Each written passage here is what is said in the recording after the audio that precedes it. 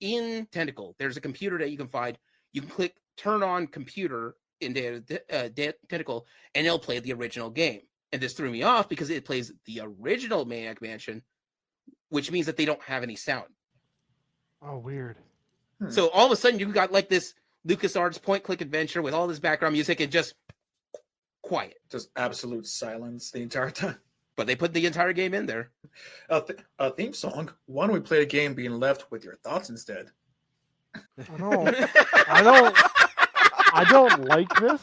I would like to go home. Yeah. And I'm turning this console off. Yeah.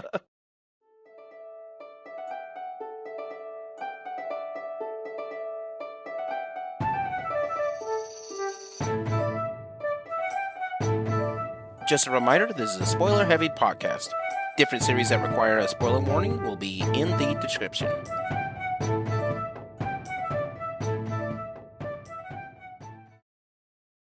Hi, everybody, and welcome to another episode of Gaming Theater Podcast. Today's episode is going to be about the notable and familiarity of 8-bit era music in video games. Now, we've got a lot to talk about, so let me introduce a couple of our guests that we're going to have for this episode. Once again, my name is Leo. I'm the Geek Scorpio, and I will be your host this evening. Now, over to my right is going to be... Hi, my name is DandDaine. I'm a Twitch streamer, an award-winning DM, and a TTRPG enthusiast. I also really dig music of all kinds. Well, of most kinds. More on that later. Maybe. Maybe. All right, and over to there, right? Oh, sorry. Nah. I mean, I've got more, but you know. I mean, if you want to go with more, you can. I also raise money for a super awesome charity called Extra Life. Check it out. Yeah. Help heal sick kids. Oh yeah. Yeah. And over on their right is going to be... Hey, what's going on, everybody? It's your boy, EV Kiyoshi, the leader of the Wooloo Gang. I am you name it. I am a professional wrestler of 6 years. I am a professional wrestling ring announcer for Prestige Wrestling. You got to check it out. We're the best on the West Coast. I am also a Twitch streamer as well, twitch.tv/EV Kiyoshi. I got to hit the plug always. And with this topic today, I am a musician. I have been a genuine, live performing with bands musician since I was 12 years old. I've gone on many, many tours with many, many different bands. And I also have a bachelor's degree in music. So I kind of like music a little bit. So It doesn't come across in your life or stream at all, to be honest. No, what? No way. Yeah, very No well way. hidden, very under the surface.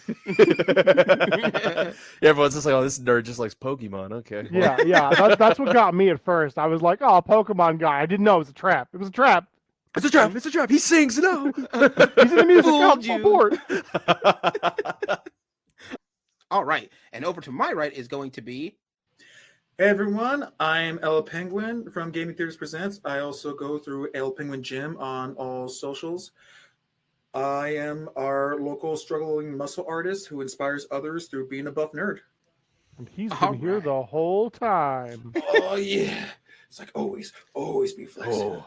Oh, Yeah. all right. Yeah. Now, with that being said, let's go ahead and take a quick trip to the Magical Merch Booth.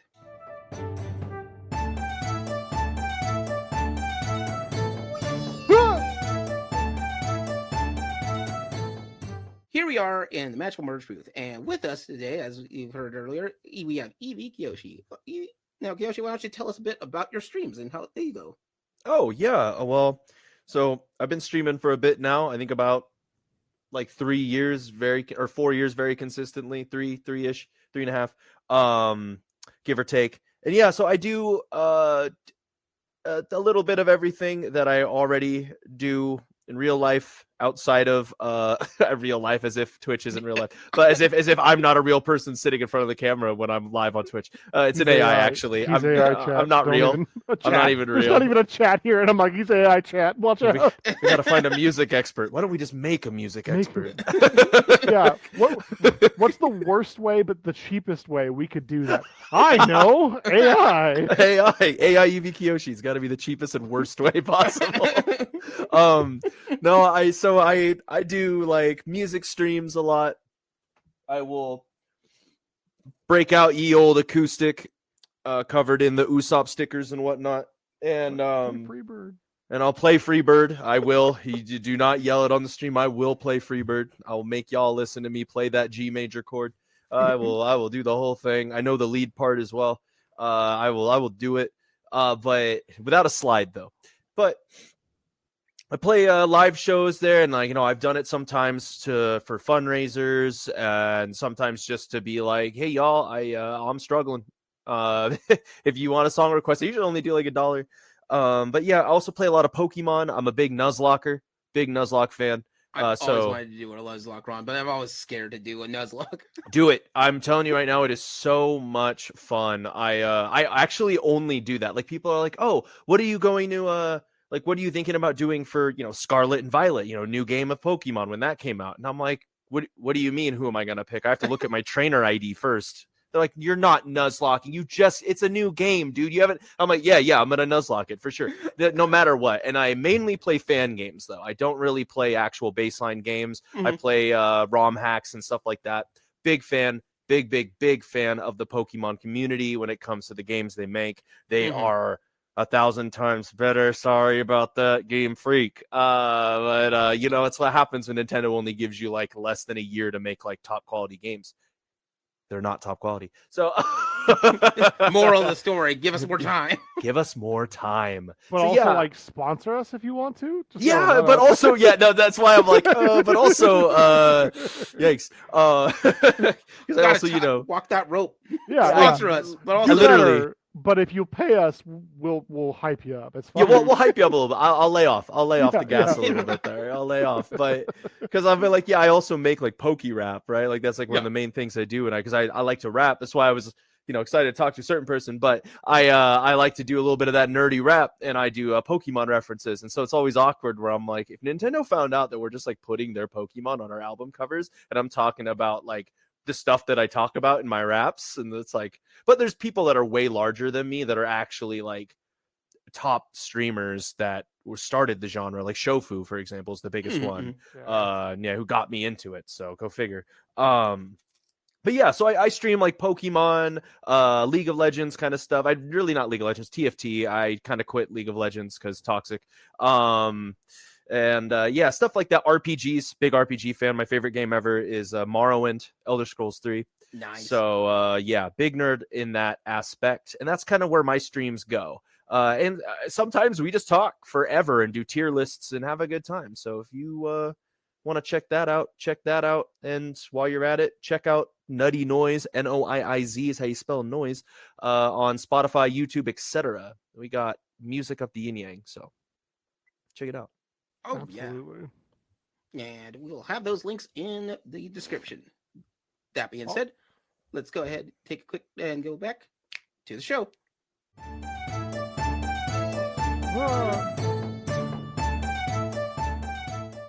So here we are on today's episode. Now, what we're talking about is the notable familiarity of 8-bit music and in video games. Now, music itself as will just keep basically reinventing itself. Newer genres come up, newer newer song types. But they all have their basis in the origins. Like if you trace like modern music nowadays, you can go as far back all the way to the blues and country from the 1800s or so, and it can go even further back if you know what you're looking for. Oh yeah. Now that being said, video game music is kind of a genre unto itself, which is interesting because of both a technical limitations, technical aspects, and where they go. So first, let's start with what makes an 8-bit music. We literally call it 8-bit music because it literally has 8 bits that they can do. So here's some quick math for yourself. Bits and bytes are, for computer terms, there's about 256 bytes for each bit, which means you have 8 bits. So that means that your thing has 8 times whatever that 256. So back in the day, and these are the early days of Atari and Nintendo and such, you only had so much space to work with everything. And so 8-bit, as we've talked about before, if you can remove something to add space, that's the thing you can do. There's actually a list of many, many games from the 80s and the 70s that actually have no music. Yeah. No background music. Some of them no sound at all, except for meh, just to let you know you've lost, and that's about it. As a quick honorable mention, this is 16-bit, so I'm jumping the shark a little bit. We're going way far into the Ooh. future timeline wise. But Ew. Don't worry. Kafka's As long as it's not in laugh. 32, we're fine. Yeah, it's not Yeah, 32, yeah, it's okay, 16. okay. At 32, and I'll explain that as we go, is because it's a math thing. You'll be able to have enough to deal with what you got. Absolutely. It's not music per se, but it is a noise. Kafka's laugh in Final Fantasy VI Yeah. Mhm. is Yeah. so iconic and is done Yep. in like a chiptune set, right? It's like it's done Mhm. with the 16-bit. It's not a laugh as we would think of it. It's not ha ha ha ha or whatever, but it is like a number of sounds arranged in such a way, but it is so iconic.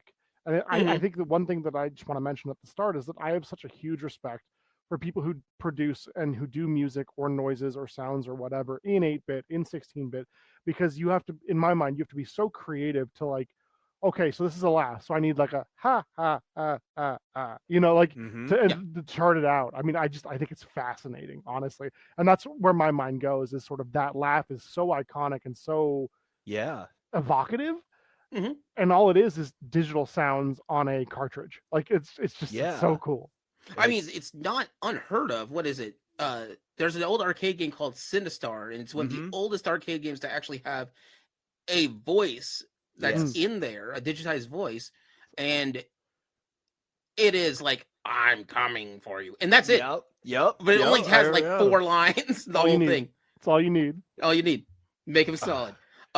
Versus, so like, and we've talked about this in older episodes, like Dragon's Lair, when that came out, looked Yeah. amazing, and it had a huge Yes. but that's because Dragon's Lair's tech is designed around a laser disc. Mhm. They are Yeah. jumped hugely in advance then, because you're talking about beyond CDs that we won't have until the 90s in 82. But like, so everybody else has to work with like an 8-bit chip tune is what we know about that. And chip tunes will come up again later in life when cell phones start having their own little chip tunes Yes. when they have music.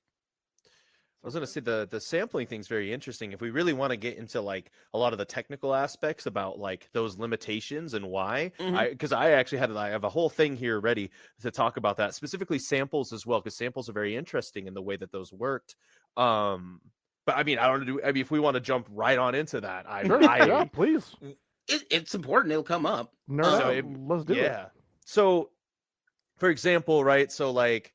If we talk about like the most common, we're talking about 8-bit. We're going to talk about like the Nintendo Entertainment System, the NES. So Mhm. right, the NES is a 5 polyphony voiced system. So that Right. means that it has only 5 voices available. So the way that this works is that it can only compute with 5 different things. You've got your first 2 are going to be pulse waves, and they're specifically square waves normally in NES. That just means the type of sound that it makes. A pulse wave, it's a whole thing. I'm not going to get into the actual that's a lot more mathematics. science on that. And Yeah, I but tried. It's a thing. Yeah, I tried.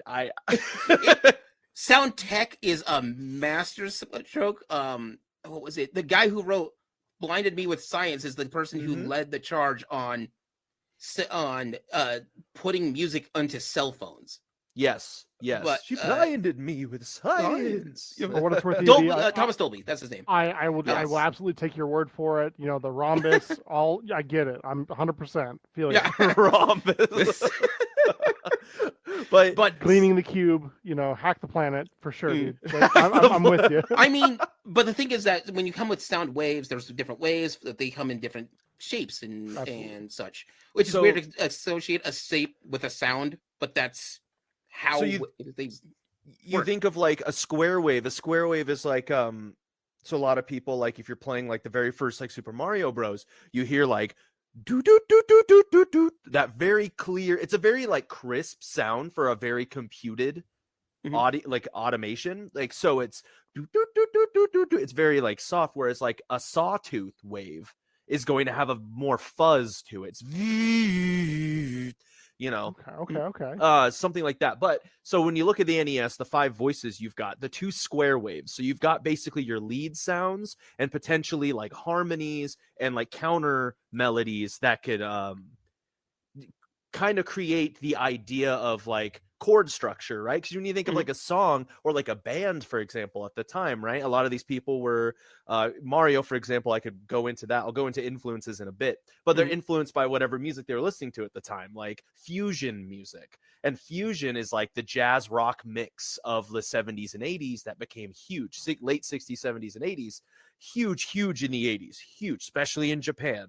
And so when you're trying to imitate music that is made with a drummer, a bass player, 2 guitar players, a keyboard player, a vocalist, maybe an extra percussionist, and a whole horn section, potentially 3 backup singers as well. How am I supposed to do that with 5 voices? You've got 2 leads, and you have to do your best to make those kind of imitate that. Those are your square waves. Your third is your triangle wave. It's usually a bit, triangles are usually they're very awkward sounding, but they sound really good in lower registers, so they're your bass. Then you've got the noise, which is your 4th one, and noise is quite literally just noises. So when you hear in Mario the rhythm of like, that's just literally the sounds of like chips moving, like that is actually computed noise. Like, that's all it is. And then the 5th, which I'm glad Dane brought this up, the 5th is the samples, the PCM sample sounds, which were rarely used actually, because like you said, limitations. How many bytes do you really have to work with the audio after the game has already been developed? The game's already taking up most of it. These levels are intricate. The art is great. You want to make everything move properly. So now you have to fit this music in. So sound effects were really hard to fit in. That's why you have Sinistar, like literally having 4 words. That's it. That's all the space we got to record on. Yeah, and that's literally all they had, and that's why it was so hard to do that kind of stuff. But the sampling is very interesting, because a lot of the times it's just someone like doing like a voice recording, like you're hearing me recorded right now, but now you're computing it through such a limited, I guess, processor, automator, or oscillator. Sorry, your oscillators are so limited that like it's going to make that sound. So I actually need to look up Kefka's laugh, because it might just be someone who was able to make this very, very like intricate laugh, because Kefka's just iconic Final Fantasy character. Period. One of the top, like I would say, top 5 iconic Final Fantasy characters. Fight me.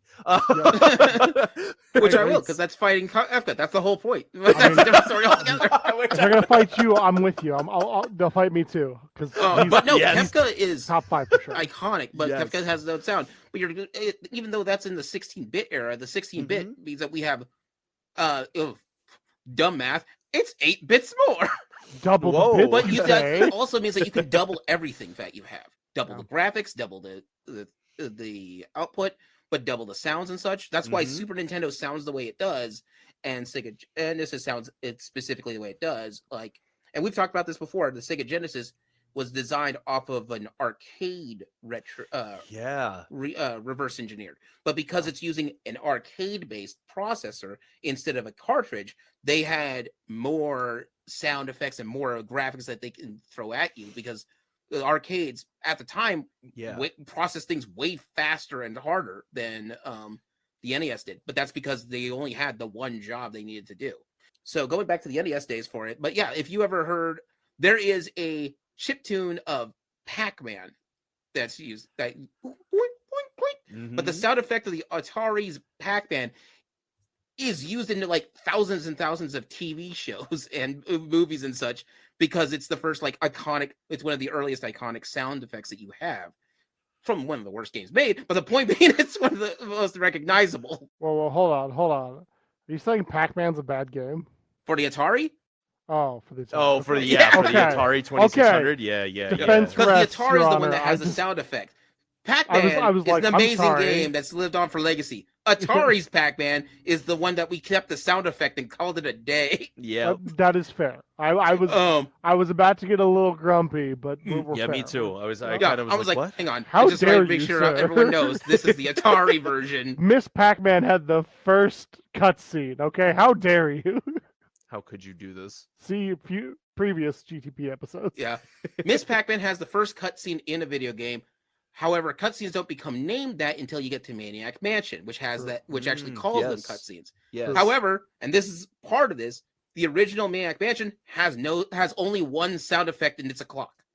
Oh wow. It's That's just this clock, What? grandfather clock that just goes tick tick. That's it. I remember the the only ticking. sound I effect for it. swear I remembered something. Really? Oh wow. Yeah. My brain remembered that game completely. Wow. That's Mhm. wild.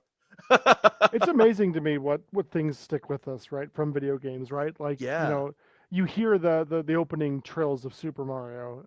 You hear the prelude of Final Fantasy. You hear these things that are created in this digital chipset that are created with. I mean, I don't want to say primitive tools because that's not fair, but like less. It's not fair, but it's also sophisticated- not wrong. Yeah, it's not wrong. Less sophisticated tools, right? Yeah, Than you would okay. think. Like when I think of like music creation these days, you've got mixers and sampling and AI upscaling in some cases. Auto tune. If you've got Halo, you got an entire orchestra on the back. Yeah. Oh yeah. I mean, we are now seeing the rise of video game orchestras touring the Yes. world, which is Yes. incredible and amazing, and I love it. But it is very different than bleep bloop bloop bloop bloop bloop. Mhm. Like It's way Yeah, different than only having 5 voices to work with Yeah. when you've got literally 40 to 50 people. exactly. What is it? How many exactly. notes are in a guitar? Like, if you do the math, it's something like almost 300. Oh, 1,000? how many notes? Oh, Like how okay. many notes? Because you have 8 chords, I believe. Again, A, B, C, D. You got a guitar right there. You can just do that. Pop quiz. How many chords are on a guitar? Let's see. How many frets is this? This is a 20 fret guitar. 20 fret guitar, about 8 chords for it. So you could only program less than half of that guitar at best if you had an 8-bit. Oh, and okay, so here's the fun part. Those limitations, it's also almost less than that as well. Yeah. Not just because of the limitations of like technical things like the oscillators, the just how much just memory you have. But genuinely how things sounded. So you brought up the Atari and like Pac Man, for example. Yeah. So one of the first games where they really tried to put in especially for the Atari, right? So I was looking up about like what people were trying to do on figuring out how to put music into a game is the game Pressure Cooker by Gary Kitchen for the Atari VCS or 2600 because I mean shoot, the Atari, so I said the NES has 5 voices. The Atari has, if I remember correctly, the Atari is 3. Yeah, it has just 3 of them. It has 3, and even then, well, the worst part is they're pretty out of tune. So I even tried. So I tried to I tuned everything up the best that I could, and I tried playing along to it. And it is genuinely what we call in music when it's in between the notes that we see as pure notes. Like if I said a B and a B flat, right? Those are literally the notes right next to each other. It's a half step, as we call it. They're literally touching. There are notes in between. They're just technically tuned to a different standard, I guess. They're cents. We call them cents between. So these notes are literally cents between. So what you have to do is you have to find the notes that kind of work. And then with each of the voicings, you have to figure out how many of these will clash, how many of these won't clash. So you just reduce. So that's the Atari. Even on the NES, you had to do that. So take that like half a guitar or a quarter, like take that like quarter of a 6-octave piano and like honestly reduce that a little bit. Like you really don't have much at all. It's fascinating. It's amazing because you don't have much, but much like horror movies, just because I don't have much doesn't mean I can't make it work. That is the best comparison. Yes. Rob Zombie famously was in a room with a bunch of other horror directors and artists and such, and he was talking about when I'm making a horror movie, honestly, I don't I hope not to have a big budget because I can work with the limitations and it lets me be a little extra creative. What, like, this is old school. Back in the day, my dad, while everyone was playing like an SNES, my dad got cheap and got me the Atari 5600. And so like, but he got me Pitfall, and Pitfall 2 came with that. Mostly because he put it, because they were so cheap, I could get 40 of these for like $1. Shout out to Geek Scorpio's dad, by the way. Literally got it at like a yard sale, but Oh, that's awesome. when he got it, so one of the games is Pitfall 2. Now, Pitfall 2 actually does go on in gaming history. It is the first console game with an ending. Most of the games will have like are arcade based, so they have a kill screen at the end of the game, and then it shuts itself down and you start over again. That's how you just keep going for as long as you want. However, for Pitfall 2, there is an ending to it. Now, when they have that ending, they have if you can find a set of gold to increase your score and your points, it will actually play the entirety of the theme song to Pitfall, except they're using it as like old school recording, which there'll be a different type of recording style that would be made later. So it has the beginning of the song and like a chorus, and gets to the end of the song, and then they don't know what to do, so it goes quiet, and the rest of the game is silent. Yes. Until you either find money again, or you get stabbed by something, or you take damage. Because this game, you take damage, you go back. By the way, first game, one of the earliest games with a checkpoint system. Oh, yeah. So you go back to the last checkpoint, and what they do is they play a very lower toned, lower pitched version of the main theme. So they only have the theme song twice. But one was energetic and happy because it's a higher tempo. The other one's sad and just a slower pace, slower, darker tempo. It's hilarious to watch. Like, well, time to hear the sad version of the theme. If you've ever seen Team America, World Police, yeah. it's like that, where they have that moment where it's America, fuck yeah. So is this kind of the? I've noticed a trend recently. I mean, I say recently, but it's probably been in the last 10 years, where horror movies will take pop songs and they will change or slow them down or mix them up in some way to sort of get this sort of like melancholic, sad sound.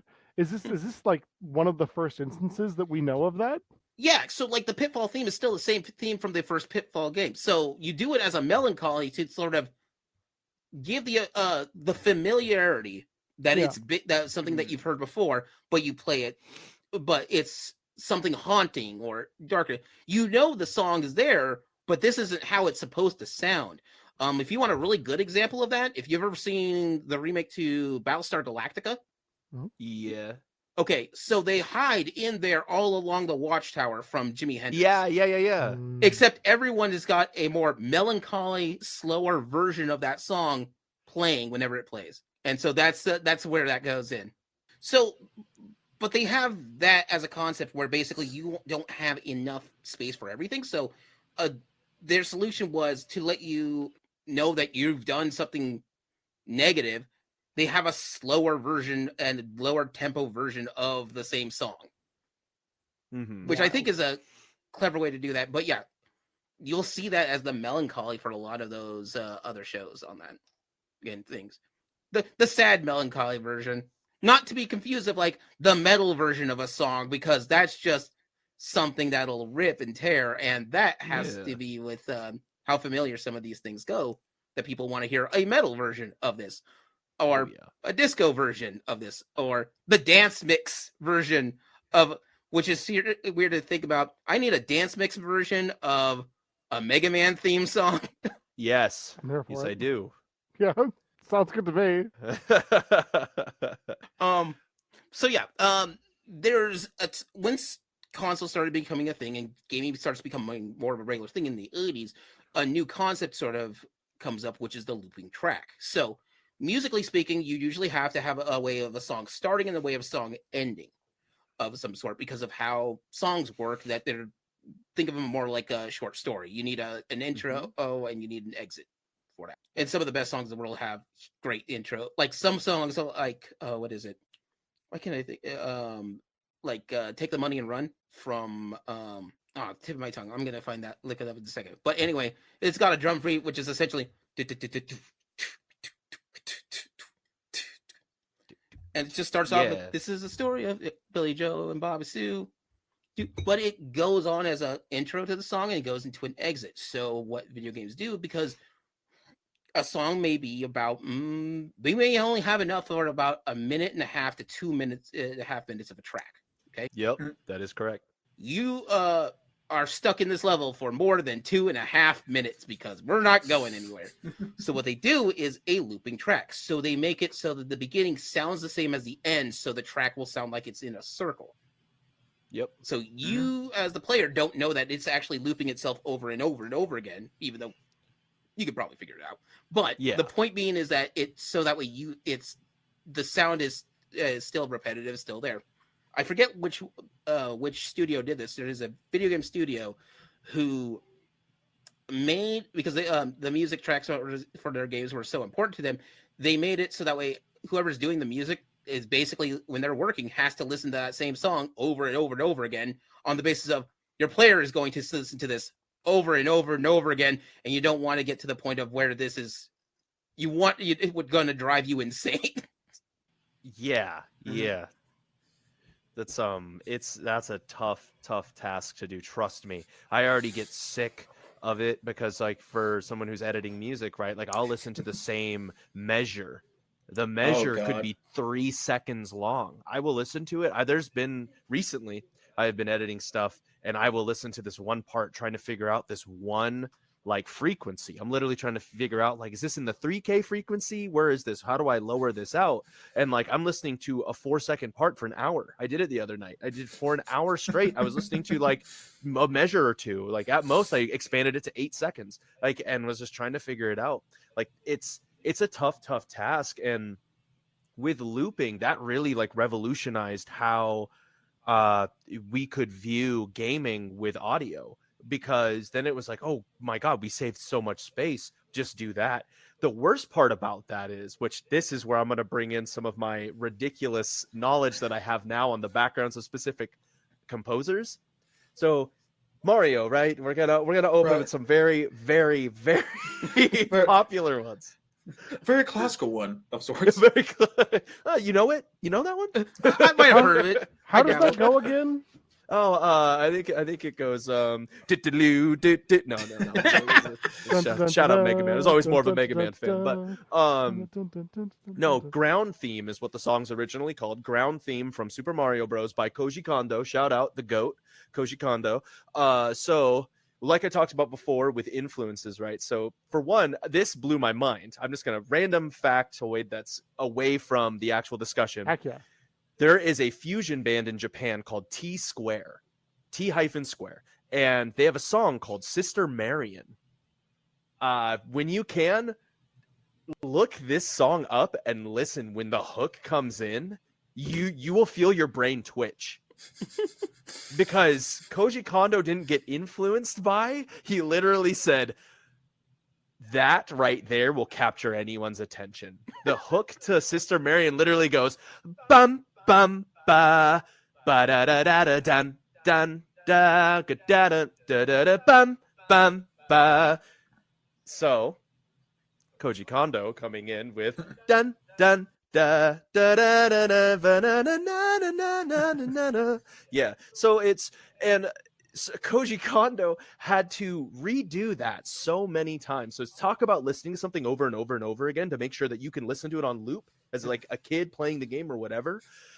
That dude did that so many times because he would have to make the song, listen to it over and over and over again, go, this is great, throws it in there. And then they would put it along with the level and they would try and see, and they would go, if it doesn't perfectly line up or make sense with the progression of the level, if you actually ran through Mario and it doesn't feel right when you hit the third question block in the very first 1-1 level, they would go, it just doesn't add up right. You got to do something different. So Koji Kondo had to keep going back and going, Okay, fine. Okay, great. Let's try this again. Let me listen to this song for 8 hours straight. How about this one? 2 minute, like 1.5 minute song. When he hit the Koopa, it just sounds so off. Oh my god. And we're not even talking about. All right, wait. What if you get the star to make you invincible? And then that's a whole. It's like, I guess we'll add that to the list too. And that's a whole different track that's going on. At this point, it sounds like he should have just been with the developers while they're making every scene. It's like, all right, cool, we got the entire plane. Now we need the soundtrack. Like, all right. I've been listening to Sister Marion in the background as you guys have been talking, and holy crap, it's so good. Is that why you put your hands up? Did you get to the chorus? Did you get to the chorus? Hit the thing, and I was like, oh, it's insane. He's I was right, telling it y'all. slaps. Honestly, whether It it's does. Brandon or Leo, does. whoever goes back and edits this episode, if you just watch me closely, you'll see me take a journey. Because I watched. I was looking at your Oh. face. it's so good. I saw that. I'm glad you did that Oh. because that was fascinating, and I have a lot of factoids on a few songs, but we'll get there as the conversation goes. Yeah. But yeah, because I really am always fascinated by like those inspirations, but with those limitations and trying to figure out those loops. Like as a musician, that blows my mind. That's impressive. I would go insane. I can't do it. I'm Yeah. sorry. Like- I'm sorry. Honestly, like for me, big film composers and such, John Williams, Inokado Monokari, like just think about how did you come up with all of this? And John Williams' system is, I'm gonna watch the movie and I'll come up with that on the fly. Like half Well, his stuff watch- is just let's just do this. Like when you see someone composing for the soundtrack of like a movie or something, right? Like the thing that makes it different with like 8-bit games back in the day, right? Like you see someone doing it even back then with movies, you were able to show them like the scenes, and you were able to say like, hey, we have this scene all like rough edited, here's the flow of the scene, and you get to watch it, and they would be sitting there with their like keyboard or a piano or whatever they wanted to write with, and they'd be sitting there and they're like, okay, this happens, strikes this chord, rising chord, and they'd be writing it down, crescendo there, make that come in, you know, like going into all this stuff. That makes sense. Yeah, Now that makes sense. Koji Kondo did not have that. I think the need it. most he got is, we have a level on the ground, we have one underground, and maybe I think we'll have. Hey guys, are we putting something in the water? Yeah, we might do it in the water. We might not. Haven't decided yet. Because things in game development, like what is it, Persona 1, when that came over to here, there's a third of the game just rocked up into a ball, tossed out. We're never gonna use it, Don't need Yep. it. and it just and like this whole path is gone. And so like and things in mid development may be like, okay, we're cutting this whole thing out, but I just finished this song. Oh, died. Yeah, so like I would lose my mind. yeah. Or like we've decided to make a slight change here, but musically you might have to change the whole thing up. And also you have to have songs that, what if you have a sound effect that's coming in there? You have to make sure the music doesn't drown it out or readjust it. Or like in our Super Mario example, you get the star, totally different song than the rest of the game. And it has to be able to kind of like track skipping when you have DJs doing this track, because it has to switch to another track to get to this song, but then it has to sound in a very particular way so it can go right back to where it started. And some games, when you had huge power-ups like that, what you would do is like actually restart the whole track again. Others will play it from right where it lies, but that's more of a newer trick than we get to with this. But yeah, music becomes huge for video games and soundtracks. So we remember them here, mostly because they're older songs from the 8-bit era, but they had to work with the limitations that we have. But out of that, they become familiar and recognizable and start popping themselves up into moderner games. And so whenever there's a new Super Mario game, they may still have that same Super Mario dun dun dun dun dun, but done slightly different or with a new remix and such. They do. Oh, also, I did look it up. It's Take the Money and Run by the Steve Miller Band. That's who I was trying to remember. Oh, Steve Miller Band. Okay, Yeah. But yeah, they have like one of the most recognizable drum intros in any music in songs for that one. But yeah, so they have that. And so when you have games in the 8-bit era, you have different things for it. We were talking about Maniac Mansion, where they just When Maniac Mansion came to the NES, to the Nintendo, that's when they added a soundtrack in there.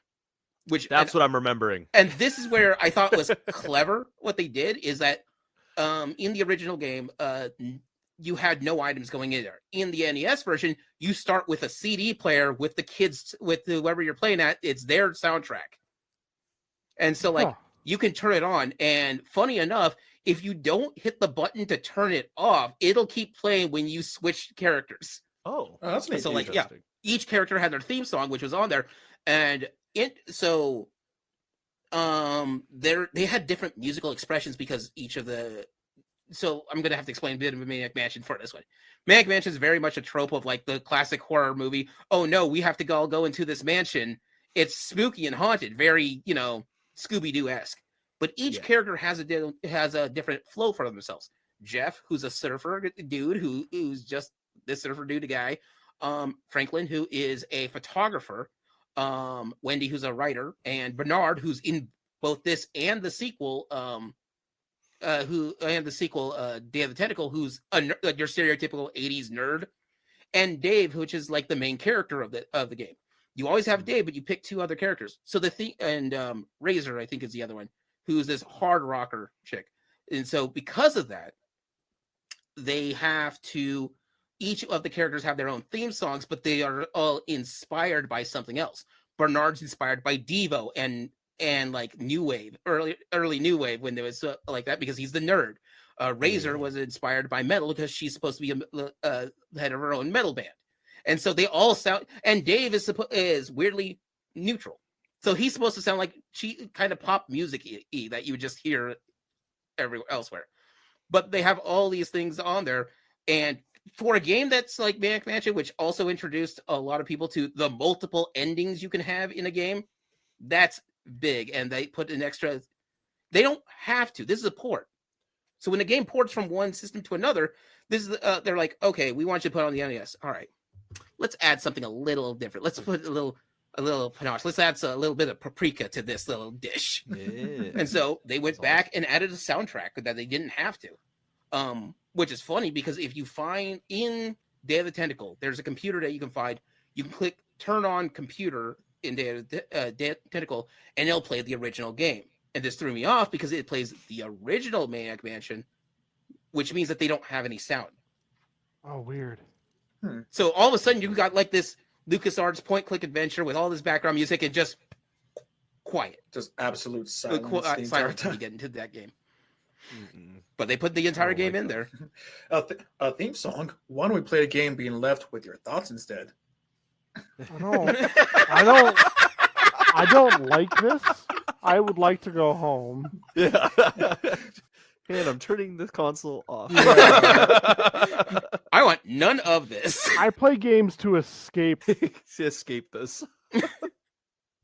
I think when you were describing the whole composer scenario of just they have to experience it and then write the soundtrack, I feel like that's almost just telling an entire movie to someone who's blind, and it's like, okay, how would you explain this to somebody who is also blind? It's like, dude, I can only hear shit. Yes, use that to do the entire thing. And it's almost like more of a complete... Oh, God.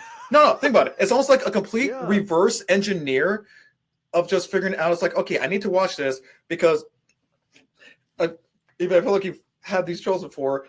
There's so many musical genres, so many notes, so many things in your head. And it's like, okay, I know how to put a bunch of things together, but it's like having an entire kitchen with all the ingredients. And you're like, what am I even cooking? Yeah. And then they just slap over, just like, it looks like this. I was like, okay. And then it just starts clearing out more. And it's like, okay, we're getting a little, okay, cool. Put that here. It's like, okay. And then it's just, this is essentially just taking that whole visual aspect and changing it from just visual to audio. Because that's when we've all gone through enough soundtracks and video games where there are ones where, no, the moment you hear like a note or two, you know this is the game we're thinking of. Mm-hmm. Yeah. 100. Oh yeah, that's a good way to think about it. If you want a good example of that, Castlevania 2 has Bloody Tears.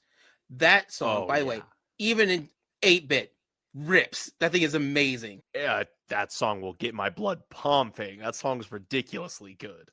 since then, every single Castlevania game has that somewhere. But specifically, they tie it in with the characters. It's only the Castlevanias that have a Belmont because it's Simon's theme will have it. So like in Castlevania Symphony of Night, and we've talked about this before with their amazing soundtrack, there's only So one good. spot where it plays Bloody Tears, which is at the beginning of the game when you're playing as Richter. Yeah. And so, but that thing has been mixed to hell and back. I've heard metal versions of that, like, and not just one band. There's something like a stockpile of bands who have done Yes. a metal version of Bloody Tears. The Netflix Castlevania has that too. It does. It does. And I've heard this thing at orchestral, amazing. That thing is just chef's kiss. But they didn't put it in the first game. It wasn't in the first game. Mm. It's only in the second game after that. Simon's Quest 2. Exactly. So like, but I think that game has so many mixes of that. Do you want the background on that song? I have a bunch on that. This is one of the songs I have a bunch on. So, okay. So, Kenichi Matsubara, who was the composer for Simon's Quest 2. Mm-mm. Oh my goodness. Okay, so for one, fun fact before I get to the actual influence behind in general the sounds of Castlevania and Dracula, we'll get on that history, but fun fact, Konami a lot of the times within the actual game developers, within the composers, there are a lot of rock and metal fans right throughout the 80s, so a lot of their soundtracks and even within the games there's a lot of references to different tracks that they love or bands.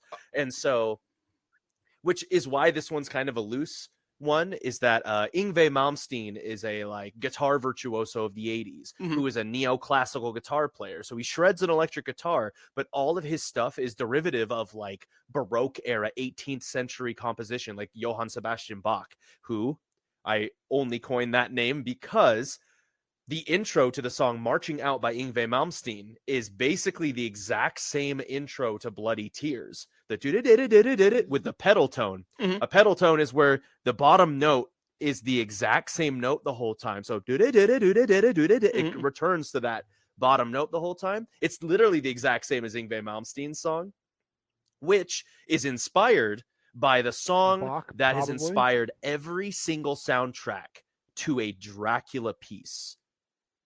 It's All gotta the be way from the something by very a first classical Dracula composer, film Bach, maybe. throughout to the modern era.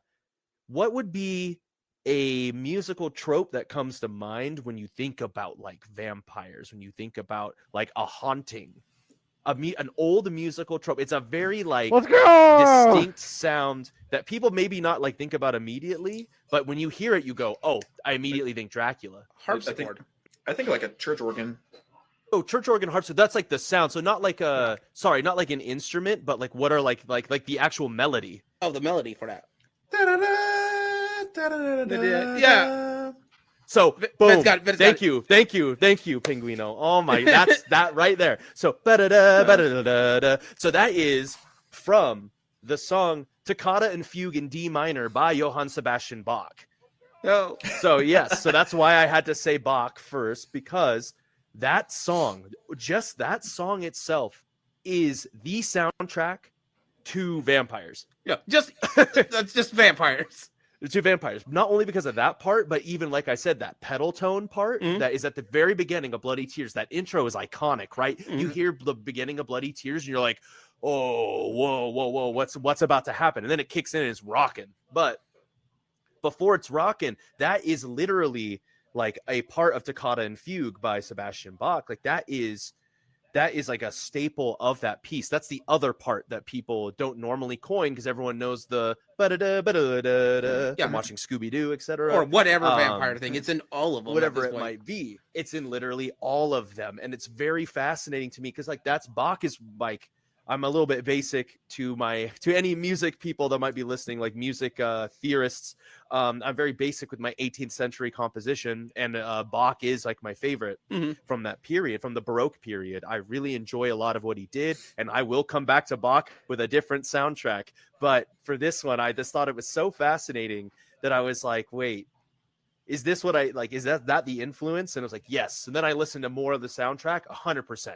It's all Bach. It's like there's so much Bach, which I'll come back to that. But Bach is kind of the reason these limitations weren't as hard as you would think with composition. Is it because of how Bach's composition works? Kind of, yes. So with like Bloody Tears, and with Toccata and Fugue, the Bach song, it's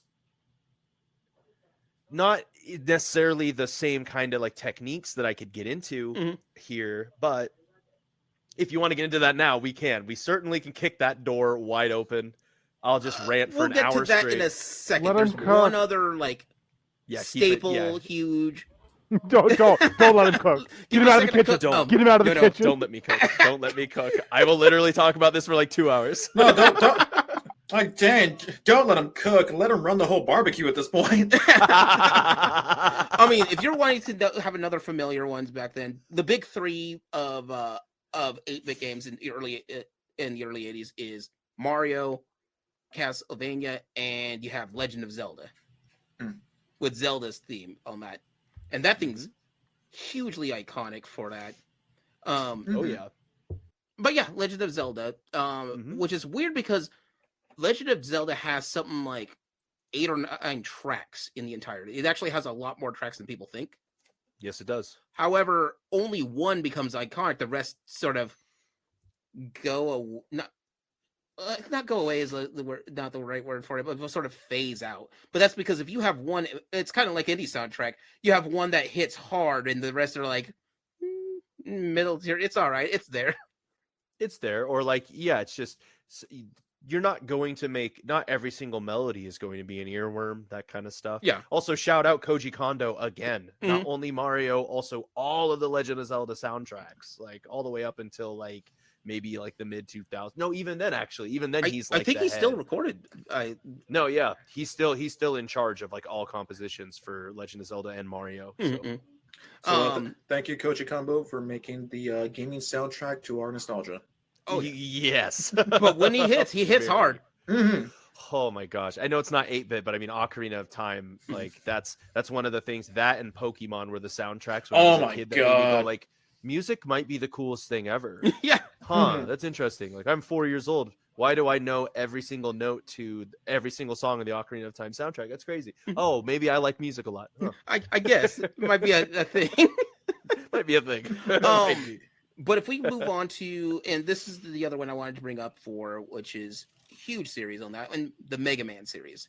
So, but more specifically, Mega Man 2. Mega Man 1 has things, but Mega Man 2 is when it slams like crazy. Now, the reason why I bring this up is a weird math thing I ended up finding out for this. So the average amount of soundtracks in a Nintendo game, generally speaking, is about 5 music tracks that they have.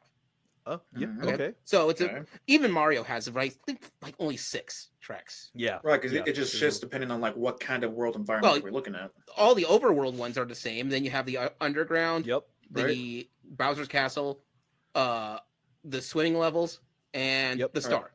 But and some of them are like you said with the looping. Some of them are also just the way they saved space was just slowing the same track down or speeding it up when you need it. Yeah. So in all honesty, it's about 5 or 6 tracks is what you have, music tracks that you have in Super Mario. Mega Man 2, on the other hand, has something like 23 tracks. Yeah. Like they're like, no. Everyone gets their own track. You have the intro to Mega Man 2, which is different from every boss that's in Mega Man. The pause screen has its own little time, or the password screen has its own time to shine. Yes. And then you have a whole new track when you go into Wily's Castle. Which the best song. Best song of all time. which is saying something, because Crash Band's theme, that thing hits so hard. Oh God, yeah, keep going. Crash Band's theme, Ash Band's theme is the other one that just sticks with me. But none of the tracks are bad. They're just like, I could listen to it all day and have. But like Mega Man is sort of where we go into a different change for it. Still 8-bit, but their dedication to wanting to do music, which at this point they can cram extra graphics together to combine things to make it easier or less taxing. So now they have extra space to make up for the other tracks. Yeah. Gotta go with Airman, personally. Airman. Airman. Airman Got Test and I is such a tasty jam, man. Airman is really cool because Airman. Oh, anyway, sorry. Yeah. I'm not gonna go into that yet. I have Splash I Woman. have Any another Splash Woman fans in the building? Hey, We'll actually get to that. So, like, the thing is, Mega Man music is important to the Mega Man series as a whole. So every new game has 20 plus more tracks on top of that. And if you get to like Mega Man 3, where you have to fight all the old bosses again, their Yep. tracks can loop again. And so, like, and the thing is, Mega Man in this 8-bit style stays in this style even past Mega Man 11, which comes out in 2019. Like they're like, we've got a hit. We will keep on trucking for this. Yeah. We know what this is about. And you have Mega Man X, which follows the same formula for that, and Oh, then yeah. some.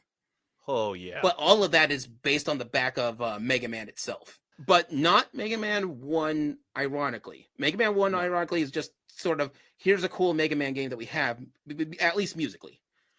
People loved it, but the developers, but Capcom didn't want to move on with a, didn't believe in doing a sequel for Mega Man until the creator who comes up goes, you know what? I really like this. I think we could do way better. And they're like, okay, you can, but you kind of have to work on it a bit on your own time if you can do this.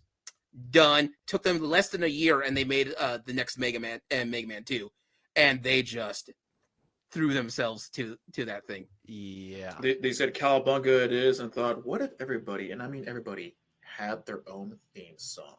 Well, okay, so like Capcom has an interesting thing. A lot of people don't know this, but they did this during their Street Fighter days. Actually, Capcom has a reference room. It's a room that they have that's a library of 70s and 80s movies, movies and music that they just keep building to keep there in case they have it. In fact, the reason why they have the name Street Fighter is because there was an old movie in the 70s made by with starring, I forget who it was made by, but I know it's starring why can't I think of his name?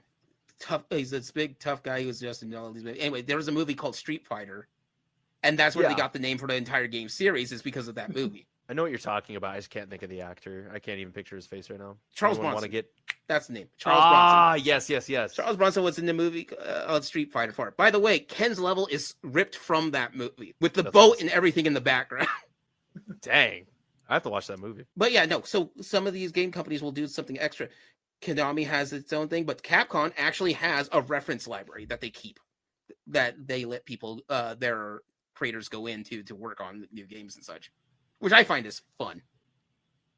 That's pretty cool. Does anyone have any words about Mega Man before I nerd out about composition, before I add my degree, shitty little egotistical background to it? If there's one game you can do that on, it's Mega Man.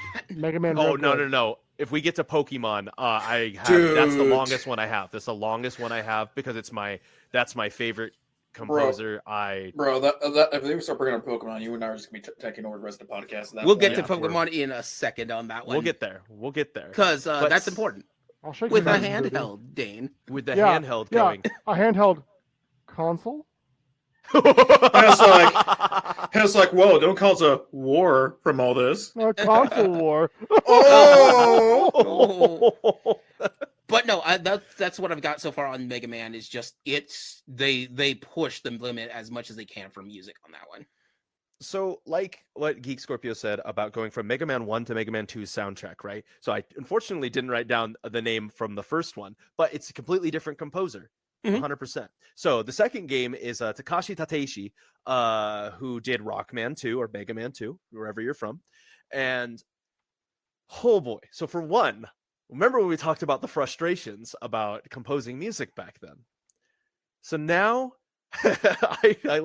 this blew my mind. So Takashi-san literally had like 80% of this soundtrack done. Like, had so many ideas. They had, like you said, reference rooms, and they even had those references of the characters up for anyone that's working on any part of it to look at and go, what do I need to do to add for Airman? What do I need to do to add for, like, you know, Bubble Crab in, like, Mega Man 4? A random shout out Bubble Crab. You know, like, you could go in there and look at it. They literally told him, the game director literally told him, this isn't cool enough. This game has to be cool. kids have to think this is cool. I need so he this had to rewrite 20% cooler. all of it.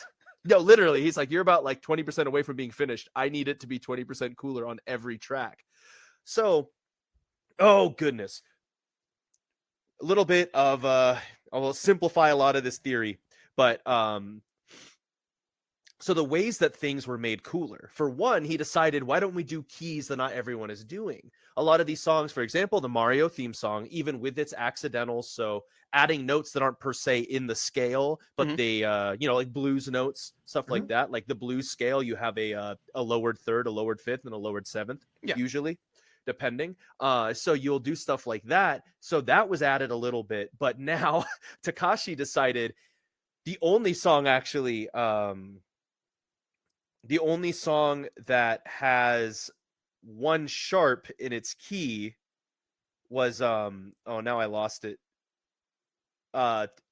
Geek, what was your favorite one? Oh, Crash Man's theme. Crash Man.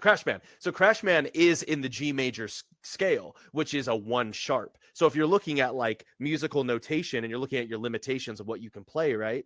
Like the scariest things for any musician, even ones that like study it like I do, a lot of the times it's really hard. Like you look at a piano, it's really easy to play all the white keys and be in tune. That's C major. That's C major, A minor. Yeah, you're basic. Give or take. Yeah.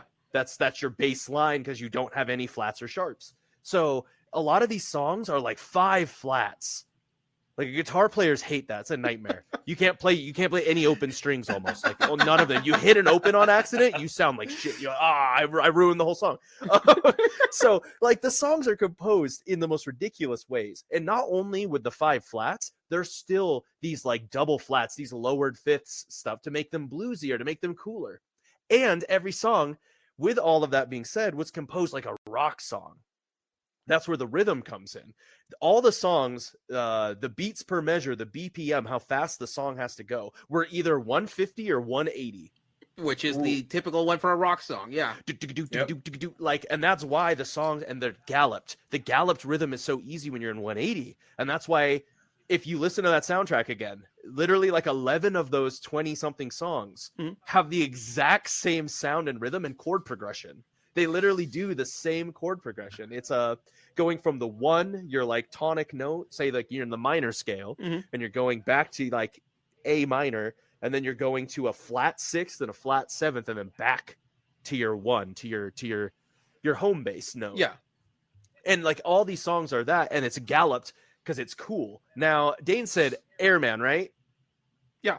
Dane went with Airman. Is one of his favorites. So Airman is funk influenced. So in Airman, the bass part actually will do these little staccato, like do do do do do do do do do do, and it will try and do like the what we call, it's not technically slap bass, it's called a what is it called? A pop and pluck type of vibe. We call it slap. Slap is just the term everyone knows, even though it's not the term bass players call it, because that's a completely different style on an upright bass. Right. But that style of like funk, like that's imitated within that song. And that's the reason that soundtrack is so iconic. And even when you go to a new level, you're not forgetting about the last song, and you're not going to be bored with a new song, even if it's a familiar feel, the gallop again. There's these like very cool melodies and these really intricate influences that were brought into it, from funk to like hard rock, heavy metal. That's why Mega Man is the most iconic when it comes to a whole soundtrack. You can't escape the groove. It is so infectious. Doing this research was so hard because I just wanted to jam instead of actually look at the notation and do my research. So good. I forgot how much like the Mega Man 2 specific soundtrack might be the overall best 8-bit soundtrack of all time. You can fight me on this one, but I agree. Like out of all the soundtracks, I'm going to go with Mega Man as you want. How do I put it? Oh, you want my song lit per minute? I got you one. Yeah. Like of the generation, yeah, I would agree. I think there are a couple more that maybe. I'm not gonna say do it better because that's not true. No, but do it as good later on. In Pokemon, we mentioned already. Like, so that really just feels like they went to the Mega Man 2 composer and said, or essentially just just asked him how many genres can you do? It's like how many? How many? How many isn't the question. It's the answer. How many can you handle?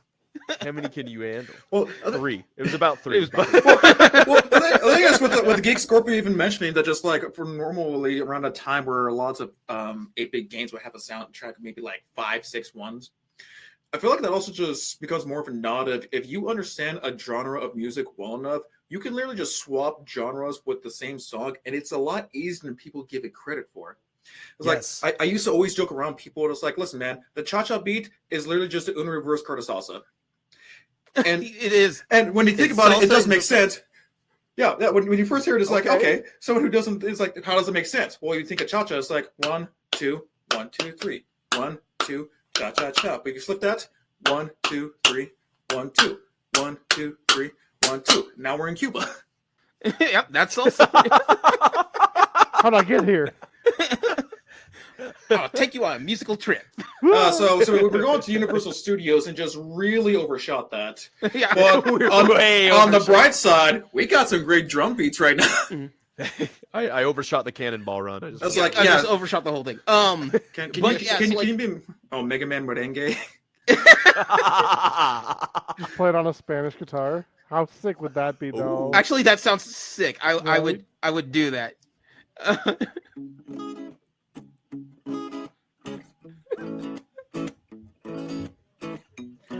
We're gonna This talk episode's about going to be real hard to follow. We have a musician We're gonna playing talk music about- for us. a fantastic guy, a guy that would always get his shot. Mega Man. But so 8-bit theory. So with that, you have So let's move on to Pokemon on this. So when okay. we go from one musical ridiculousness to another. When you get to the Game Boy, a lot of the Game Boy games were designed to be 8-bit because the idea behind it is we can take our 8-bit, put it into the Game Boys because that way it doesn't require. So to make it portable, it doesn't have, even though the Game Boy has not as much, I guess, colloquially power is in comparison to like a Super Nintendo or such. But again, their point was it's portable. So Yes. to do that, if the Super Nintendo is at 16, we'll just keep this at 8-bit. And they have some games, but if you're talking about the GOAT of the 8 of that, you go with Tetris, and they had one theme and they stuck with it. I know that there's more than one song, but the Tetris theme is the one that sticks with me the whole time. It's the only one I'm you so need. glad. I'm so glad you brought up Tetris because So am I. I don't have as much. It's very short, but I found this very fascinating because I didn't know this. That the Tetris theme is a Russian folk song. I had no idea. Yeah. That it was a Korobaniki, which is a poem by Nikolai Nekrasov and a song composed by Yakov Prigozhin. It was used a lot in the Red Army in Russia, and it's a folk song about a peddler selling to a girl, and the song is meant to be kind of silly because it's the song lyrics are like very like implication of like seduction and stuff like that. So it's a very like silly, fun like romance play song, which I find very fascinating that that's chosen for Tetris. But then you listen to how it is, and you think about how like frantic Tetris, like can be, and how like. Yeah, I don't know. It fits so perfect. Like it really does fit perfectly. It's but the knowing melody the origin, fits perfect for how do and even like the way they even play the rhythm, it's like the exact same. Like it's literally just like we talked about sampling. That's literally just a cover. It's not even like a new song. No, it's just a cover for it. Because it was just rearranged by Hirokazu Tanaka. So and it's weird because Tetris has its own legacy. There is approximately, before Nintendo actually puts Tetris on the Game Boy, like I think 20 different versions of Tetris. But the one that Nintendo has the official song to it. Not any of the other ones do. Even the arcade doesn't have that. And so like that's sort of how, one of the way they distinguish themselves. They go, okay, if you want the official Tetris, this is the one with this soundtrack on there. And we are going to play that jam. And that's been in there forever. It's awesome. And they rarely move. When they come to new versions of Tetris, they rarely change that. But if you're going to what I like to think is the number 2 most popular game in the Game Boy, that's Pokemon. I think that's the number 1, but that's arguable. Yeah. That's our. That I mean- is an argument that can be debated on that one, sir. Yeah. Actually, Tetris 99 ain't got nothing. Is all I'm saying. That's all I'm saying. All I'm Not saying. enough Pokemon in my Tetris. Wait, what? Oh yeah, It's yeah. like, when's the You know Tetris what? Pokemon You know coming what? out? You know what The Tetris could use Tetris more of? Pokemon. Some Pokemon. Like, I listen, mean, come on. When Yoshi's Cookie or Bubble Bobble can rip off your jam, Yeah. but do things a little bit differently. I'm just saying, cute monsters, they sell games. Mhm. And Pokemon had Puzzle League on the 64, so But that Pokemon soundtrack, like from the get-go, is amazing. Oh, 100%. I'm And gonna let y'all talk about it for a second before I just completely take over again. So Um, please. which is interesting because Pokemon takes liberties and lessons. The game itself takes liberties and lessons from older games specifically. The map design is designed off of Earthbound, so everything has to be exactly the same shape and size as you go in, Yes. and they did that on purpose to save up as much space as they can. And Pokemon has, I think, only 5 or 6 tracks in that game, if I recall. There's the fight theme. No, there's more tracks than that. Oh, there's a lot Way more than tracks. five, than that. yeah. So every single city has a track. That's Almost right, every every- single route is a different track. When you're Mhm. surfing, it's a Mhm. different track. When you're on a bike, it's a different track. Right. Depending on the battle, like the they- rival battles are slightly They- different than yeah, the they- actual battle theme. They have tracks and things for every situation your pop's gonna do. We got It's like tracks 100 on something. tracks, yo. It's 100 and something tracks. Mhm. Is it? So some of the tracks are actually like literally like one of the tracks. Like if you look at the soundtrack, Yeah. one of them is literally just the sound of your Pokemon being healed. Bum bum bum bum bum. Yeah. Like that's one of the tracks. But full songs, it is still over like 30, 40 songs. Which is Like, still it's- a lot. I mean, apparently this thing's ridiculous, taking telling Mega Man, hold my beer, I gotta work on this. Well, Yes, but yes. But here's also where I think Pokemon takes the advantage on that. And because we know that, okay, every city has their own track, like Situation has their own track. But this is also why I want to highlight like the battle thing in particular. Mhm. Because let's say we have like the Pokemon CD track. Yeah. We would find probably 1 through 20 songs. And then the other 19 are just remixes of whatever, and 20 through 10 is just the battle theme. Because here's something, especially with Pokemon, is that if you listen to every battle theme, it doesn't matter if it's like, and it's like random like 5-year-old kids in the Rattatas or in the gyms or when you go to League. The closer you listen to it, it's like it's the same thing, but they change just enough to just increase the intensity of your situation. So when you go, when you go against Joey and his dumbass Rattata, and it's like ba, ba, ba, ba, ba, ba, ba, like a little more cheerious, like okay, gonna have a nice little final fight, but then it's the same song, but you have that same song going against Lance, and all of a sudden you have like the orchestral battles, you have everything come by, and just I think they're 8-bitting singing things in Latin at some point. Hey, first of all, Dragonite! put some respect on the name of Joey. His Rattata is in the top percentage of Rattatas. Top percentage. I will not stand for this Joey erasure on this podcast. He likes shorts because they're comfy and easy to wear, all right? He's They are. stylish. He's got a top-tier Rattata. Keep his name out of your mouth. Listen, man, listen. Y'all would never disrespect Joey in his shorts, man. You know, Penguin Chin, I'm rocking shorts damn near all the time. That's true. That's true. True. Oh. Fair. But, like, I'm sorry, but Doof is my god, and I will have him kill Rattata if he needs to. Oh, you're on the Bidoof train? I mean, praise Helix. Praise Praise Helix. Okay, yeah, but I'll praise the Praise Helix, our true Lord and Savior. Yeah. The Bidoof train, though? Oh, Penguin, we gotta goodness. talk, buddy. We gotta. Yo, Bidoof rules. What do you mean? Oh, Bidoof. rules. Get Bidoof out of here. I've literally made a death metal song about Bidoof, but I it mean- hasn't released yet. Like, I'm- Bidoof is an ancient ooh, slave we got worth some having. lore. We got some spoilers here. Let's go. So a little sneak peek. Yeah. Uh, I mean, a song about Bidoof that I would listen to would have to be a death metal song. I think so. That makes sense to me. devoured by a horde of Bidoof. Yeah. Freaking You know, Bidoof, but- man. I think this should be more of an inspiration to also put balance back to the forest and make a reggaeton Rattata song. Ooh. It was like bienvenidos a miracle. Well, here's the thing. Is this just the Avatar theme? Because I'm down for it. Hey, come on. Here's the thing. You know what? We could even have Radata's name be the beat of reggaeton going.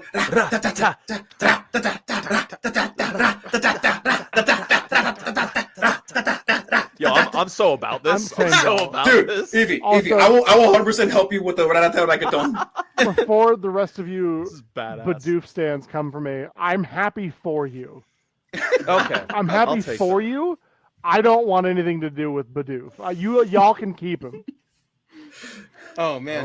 Okay, goodness. but back to what I was saying. Same Yeah. thing, but remix just enough that the intensity is just the next level up, because that theme itself, much like the Pokemon, is also evolving to take on what's tougher and tougher every time. Like, Yeah. hell, even the champion theme that's so similar in battle themes to everyone else is still different from the Elite Four, and you were just going against them. Mhm. Yeah. Talk about scaling your music for your game, which Okay. is designed for that, right? That's the point. Yeah. Oh God. Okay. Are you ready Do it. for this? Rip that band-aid Yeah. off. Let's do this. Okay. It's time. So let's talk about my absolute like we talked about. He praised Helix. We talked about Bidoof. Let's talk about the real god of Pokemon, because you cannot play Pokemon without meeting literally over 100 tracks of earworms. Praise be to Juichi Masuda, Mhm. an absolute GOAT, the legend. For one, we talked about these limitations, right? Right. So you're looking at these limitations with 5 voices, like I talked about on the NES. Mhm. And then the Game Boy came out after we have like the Super Nintendo. We're even getting really close to the point of about to introduce the 64. Mhm. And they want to revert back to, well, how do we make something handheld? Well, we have to go backwards a little bit. So let's go back to like the NES, but put it in their hands. Mhm. Composing and even programming music into the NES compared to a Game Boy, the Game Boy is a nightmare. Mhm. An absolute nightmare. If anyone's actually tried to use, like, there's the I can't remember what it's called, there's a music cartridge you can put in and actually use your Game Boy the way that people see it when they're programming audio in and composing within a Game Boy, and you could see what they were doing. Oh my It's a nightmare. Juichi Masuda is I can't. This dude literally just said, like, this is a passion project and a half. Like, when I do this, like, everyone will know. Everyone will know my name. Everyone will know this is the greatest soundtrack ever. Like, this is. I mean, I'm biased, but this is like, wow.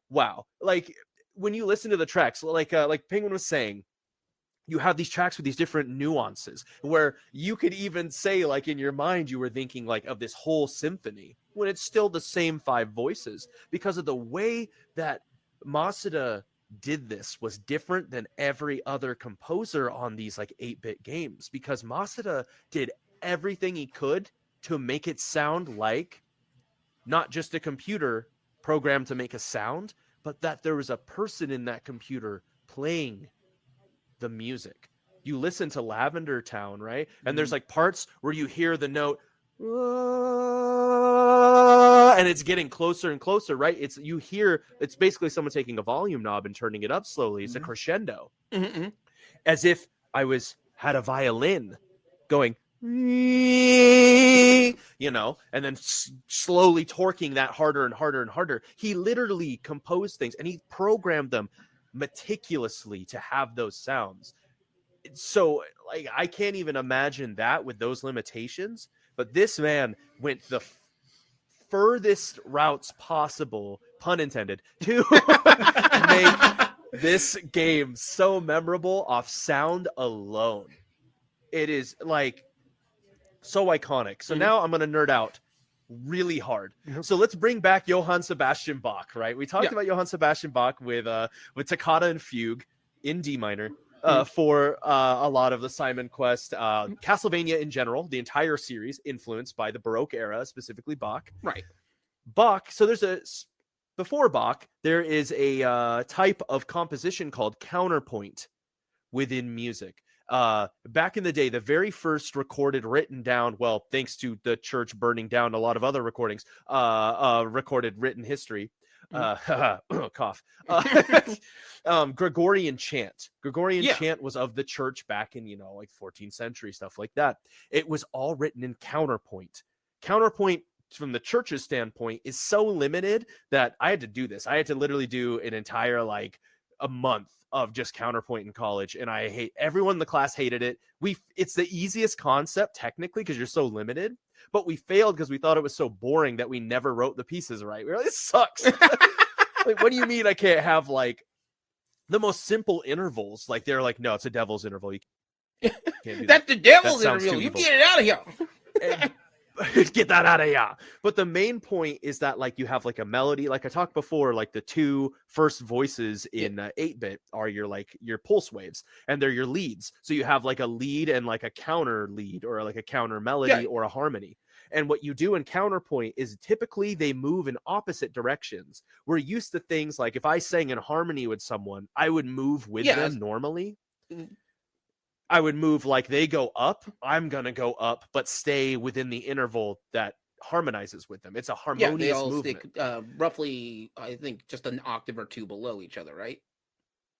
Or not necessarily an necessarily. octave, but like say I'm singing like a major third, like I do like thirds and like six. Like people tell me I'm really good at harmonies because I can pick them up like that, because I train myself to sing in thirds and sixths to anyone, no matter what they're singing, and I know what passing tones work and don't. And sometimes I mess around with it and do ones that are a little weird. It's fun.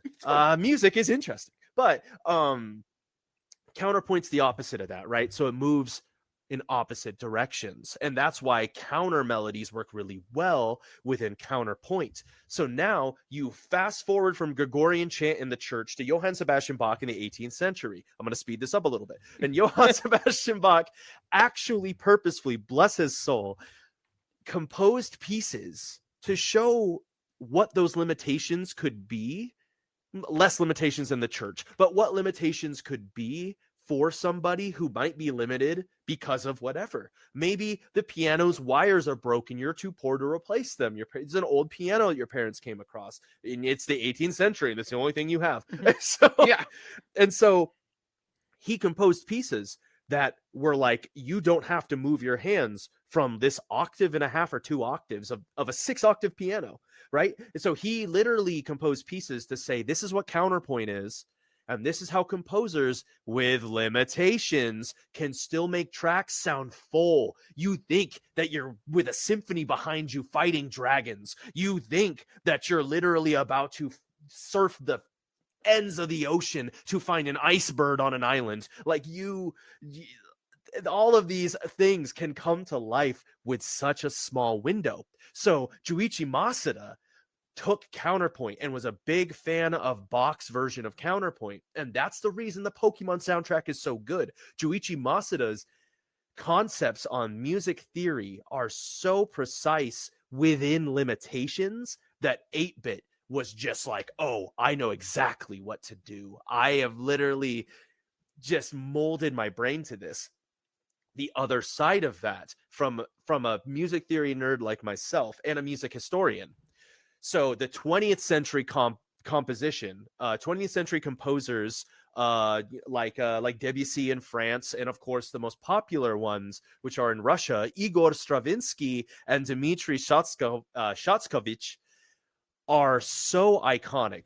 Specifically Stravinsky, one of my absolute favorite composers of all time, potentially my favorite, did The Rite of Spring, which caused a riot back in the day. It was so different from what everyone was doing. The people didn't know what to do, and they started burning down the ballet house.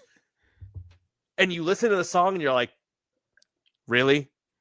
Really? I've seen people like get their ribs crushed in like a Slipknot pit, and this is really the time it went hard. All right, it goes hard now.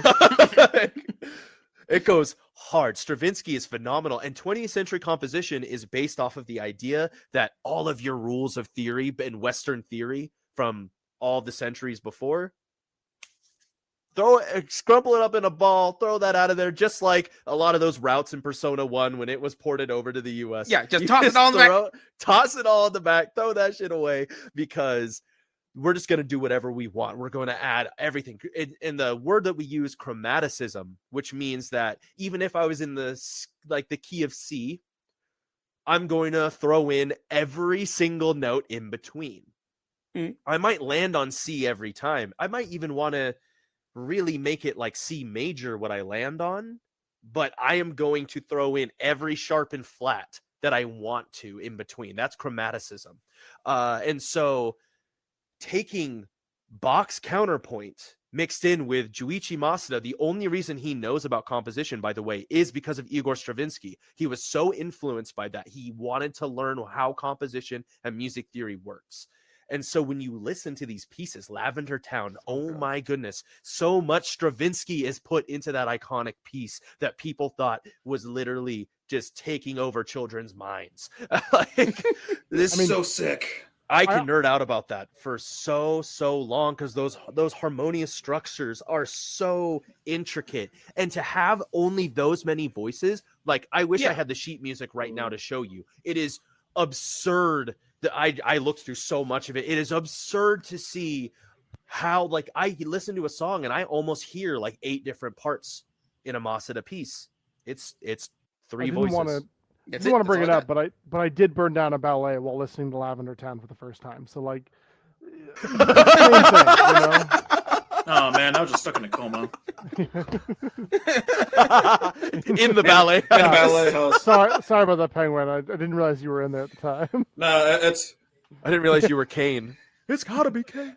That's at least a smaller barbecue finally came out, but it turns out it was a little too well done. Yeah. I think they said it was "What have you done?" or something like that. What? The soundtrack is so hot. It's so good. It is so good. I would be remiss if I didn't mention Nobuo Uematsu from the Final Fantasy soundtracks, because which is interesting for his way of going, because he started from the beginning, and I think he's been composing up until Final Fantasy X is when he finally started clicked out, which means that he got to compose from the 8-bit era all the way until the modern era. And so, like, amazing, which is it's super amazing, because like the thing is that there's styles. Once you learn how to do it in the 8-bit, that's one whole different way of learning, and then a whole new 16-bit's a whole new jump, and you have to relearn how to make those stuff, which is why Final Fantasy will reuse a lot of their own music, especially the what is it, the fanfare theme. Fanfare, yes. That is iconic, and that is all over the place. By the way, my favorite WWE like clip is watching them play fanfare from the New Day. Just out of nowhere, like so good. Also, just to push back a little bit, Scorpio, he did 11 as well. As the composer. Oh, really? And then he did what? It was him, Naoshi Mizuta, and Kumi Tanioka. Oh, okay. Oh, so he had that was when he was but he's listed as a composer on there. So just he didn't do the whole thing himself, right? Yeah. That was 9 was the last game he did by himself. 10 he brought in 2 other people. 11 there was 2 other people. Probably more than that, to be honest, but 2 other named people. Yeah. And then I know he wasn't the composer, but he did composition, right? There's a difference. I couldn't tell you what it is personally, but I'm not the music guest here. So, so he's done a number of main themes right after that. He's done a number of composing for things like Advent Children, which is in the game and came out, I think, before 10 did, if I'm not mistaken. It did. It did come out.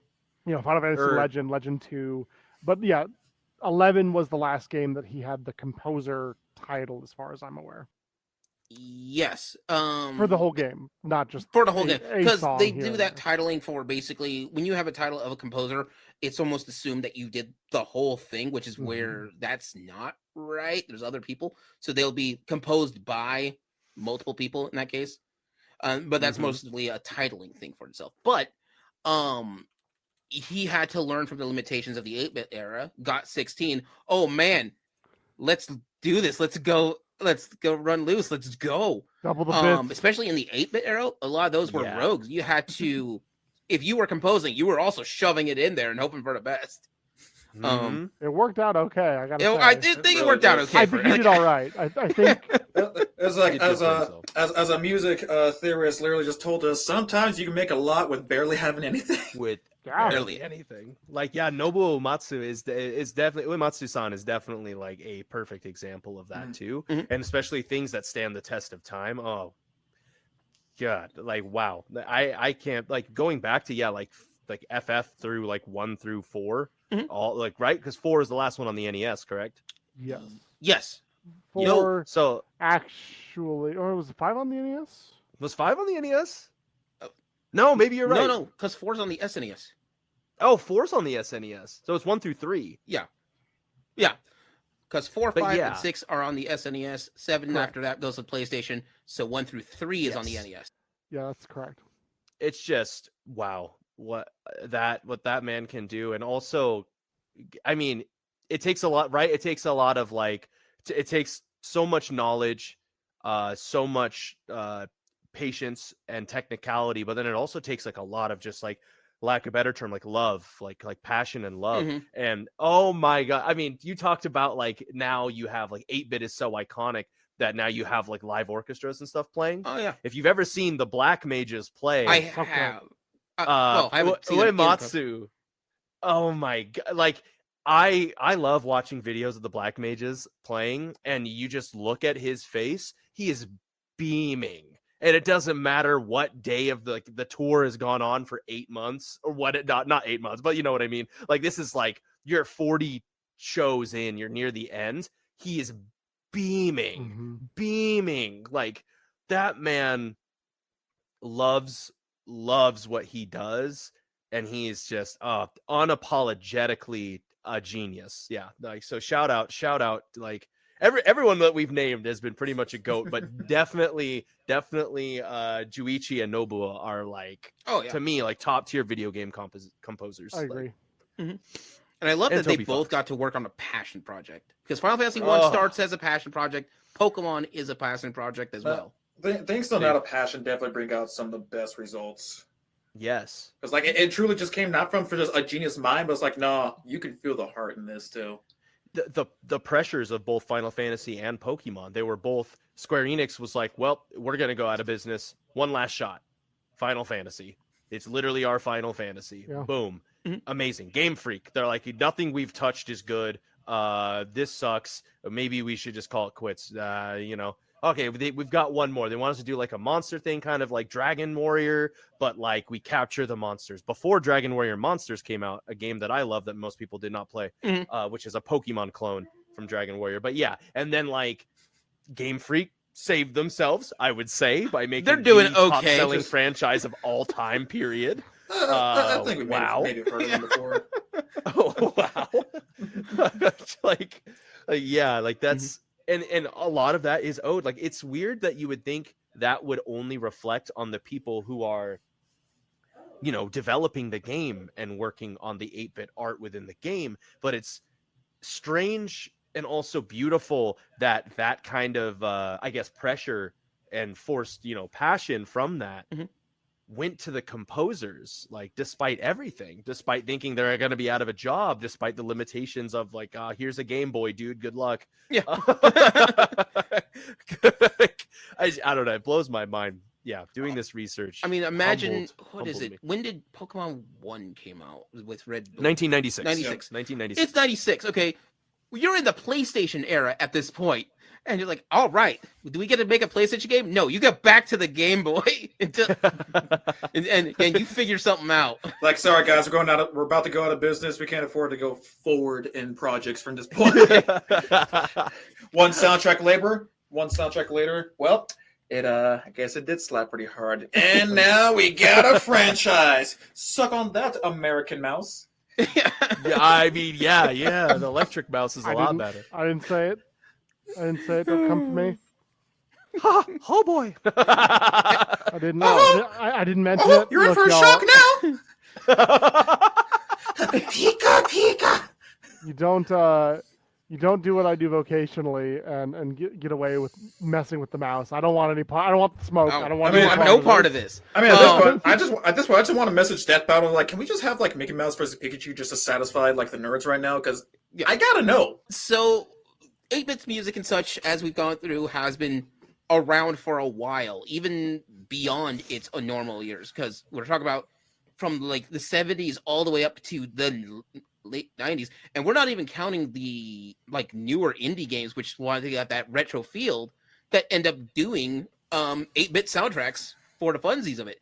Stardew Valley is 8 to 16-bit roughly, and Yep. the whole game is designed because the guy was like, I want to make a soundtrack to something, and here's sort of my resume, make Stardew Valley. It kind of is a big deal. But probably more Beautiful. importantly to that one is Undertale. Yes. Toby Fox. Mhm. Real quick Heck before yeah. we move on from Pokemon, I just wanted to kind of circle back real quick. That I do find it interesting that like Pokemon is what we know of, what we think of as the monster catching game, right? That's the thing Mhm. that most Mhm, people think sure. about when you have the idea of catching little creatures in balls.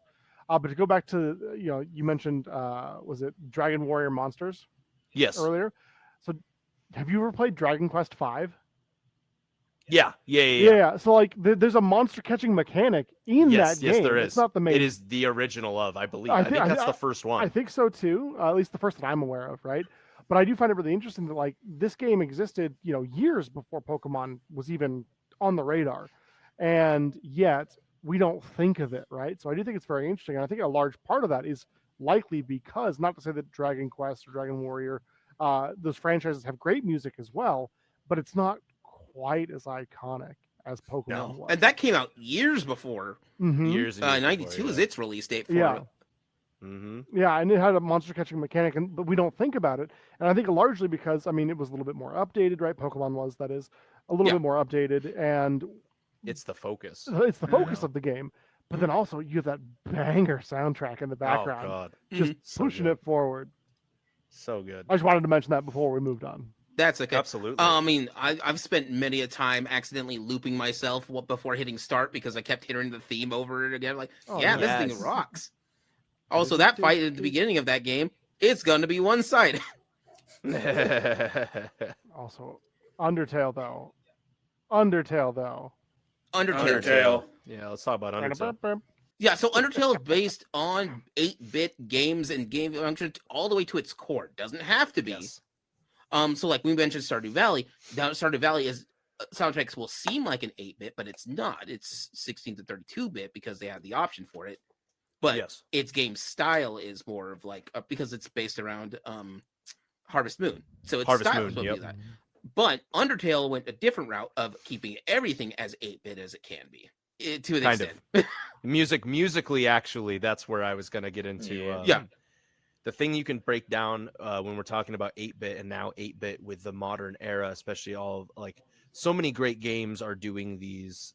Yeah, the throwback style, right? Like one of my all-time favorite games I've ever touched is Amori, and Amori definitely takes that feel. I love that game. I will cry.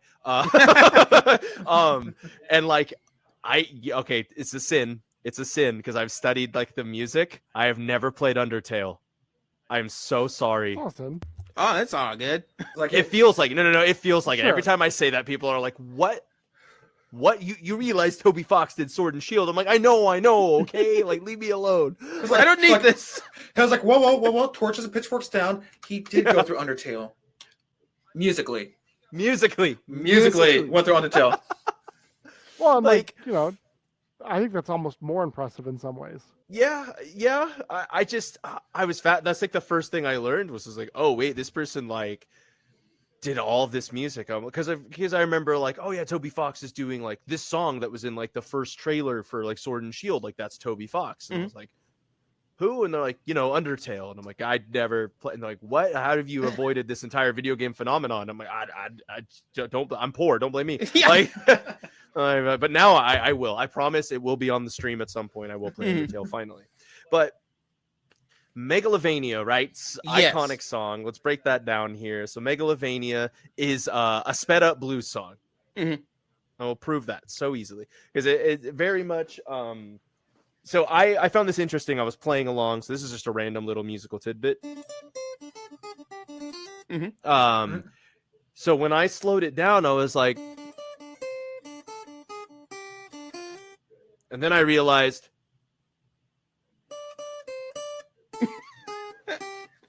Yeah. He found the notes. Sunshine of Your Love by Cream from the 70s. I was like, that is literally taking that exact same feel, but now speeding it up and then obviously boosting it in a completely different genre. But like, I found that very fascinating. That's just a random music tidbit. But the cool part about this, the 8-bit breakdown, is that this is where the game really becomes 8-bit is like all the way through, like you said, to the core. As Geek Scorpio said, all the way to the core, it's very 8-bit, except the soundtrack, because this is the difference between 8-bit and chiptune. Yes. Chiptune is the inspiration of and using the 8-bit core values, but now going, but I don't have the limitations, so why not enhance these tracks a little bit? So when you listen to it, I mean, obviously the percussive parts of the songs are way better than any 8-bit song's percussive parts. You're going to hear in Megalovania, you're going to hear more than just the 2 lead voicings. You're going to hear pads in the background, if you listen close enough, that are like really enhancing like a lot of chords. It's still, though, it was still composed in a very similar way. Toby literally had the idea of like the characters and everything and sat at a grand piano and plucked it away and used kind of some similar ideas of counterpoint, not all the time, but a lot of the times it was like, what do I want for the vibe of this character? And how do I keep that within the realm? So it would be on a grand piano and then opened the DAW, your recording software, and then used plugins that would imitate the sounds of the old era. So you're not getting like some of the hums and clicks that you would actually get from the console itself. Like, yeah. But yeah, very, very, very good imitations in those like squares and triangle waves. Like, shout out Toby Fox. Like, that is phenomenal how much, because that's also an effort of love in itself. Like, yeah, it's way easier now. But It's way easier, but you still got to do. It's kind of weird because when you do 8-bit music like that, it's way easier to make it into a chip tune and put it out. But you still got to do the I guess the heavy lifting of composing it, because you still got to work on it the same original way, or else you're going to be out of that same 8-bit scale. Shovel Knight does the same thing too. Oh, so good. Yes. Strike yes. yours. But if you're doing a throwback, that's the way that you would do that kind of a throwback to that. Especially if you want to go throwback musically, that's the way that you would do it, especially nowadays, because why go back to the entirely as the 8-bit? Yeah. I'm cool with fixing up a retro car. I don't want to use that retro engine though. Exactly. Exactly. You're not a purist. Okay. I want the feel and aesthetic without the setbacks and difficulties with it. Because like, guys, can we have the Super Saiyan 8-bit by chance? But no, but for indie developers and such which want to do a throwback 8-bit, that's the way that they would typically go on that. Absolutely. So before I well, also I'm going to wrap it up towards the ending, but one thing I want to bring up is the reason why we talk about this is that these 8-bit songs have so little with their limitations on it that it becomes more of a core music thing. Like, you'll hear people talk about that in pop music. There's the 4 chords. It's the same 4 chords that you can find in almost any pop song. Yeah. 4-chord song. That's the and that's sort of what we get with that. When you're talking about video game music, that has to be a chip tune or such. For that, their roots are in the 8-bit era of that music and song.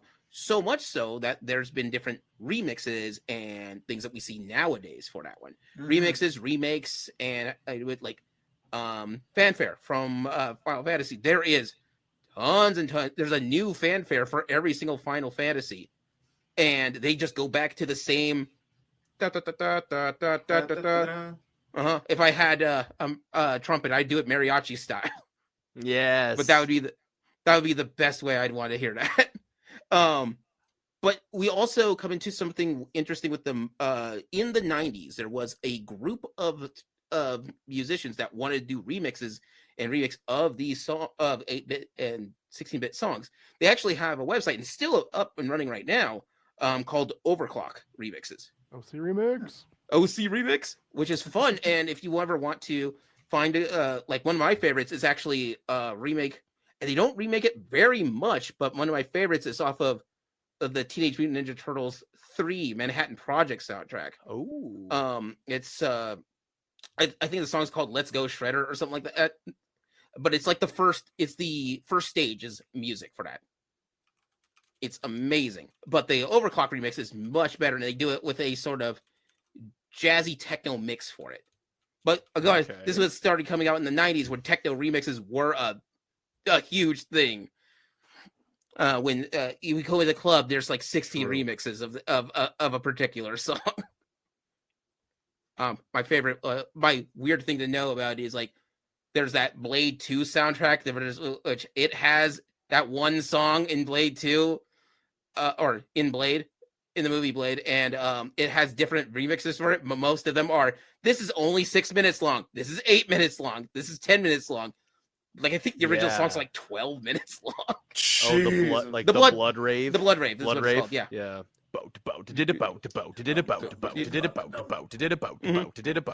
Yeah. But yeah, they also have an overclock of that somewhere in that buried in there. Beautiful. But yeah, overclock remix. So like a whole site dedicated to a bunch of people who just want to pile up remixes on there, and you can check out the soundtracks. But my favorite weird case for that is in 2012 or so, the DuckTales, the new version of that, when that came out. When DuckTales came out, the guys who developed that wanted to make sure that everybody knew the lore of DuckTales. They didn't want for their whole writing and production staff. So everybody had to read the old DuckTales comics, watch the old DuckTales TV show. And my favorite part is play the original NES and DuckTales game. Yes. Lin Miranda Manuel, who's a huge composer and such on his own right, was tasked to do, they offered him to do Gizmo Duck, and he comes in and he couldn't stop singing the Moon theme to himself when he was doing the recording. It's so good though. It's funny, just like, okay, Lynn, you can stop now. We're going to have to record. Oh, okay. Also, don't worry, we got a plan for that one, and it becomes Della Duck's theme song for the series. Yes. Ewan McGregor making lightsaber noises in Star Wars. Yeah, that's the first thing. You don't need to make those, and he's like, I do though. I do. I need it. I need to make the noise. I do find it a little bit funny. I don't remember. This is an old creator who I don't believe is making music anymore. But there's a guy who used to take these old chiptune and old 8-bit and 16-bit songs and add lyrics to them, called Brental Floss.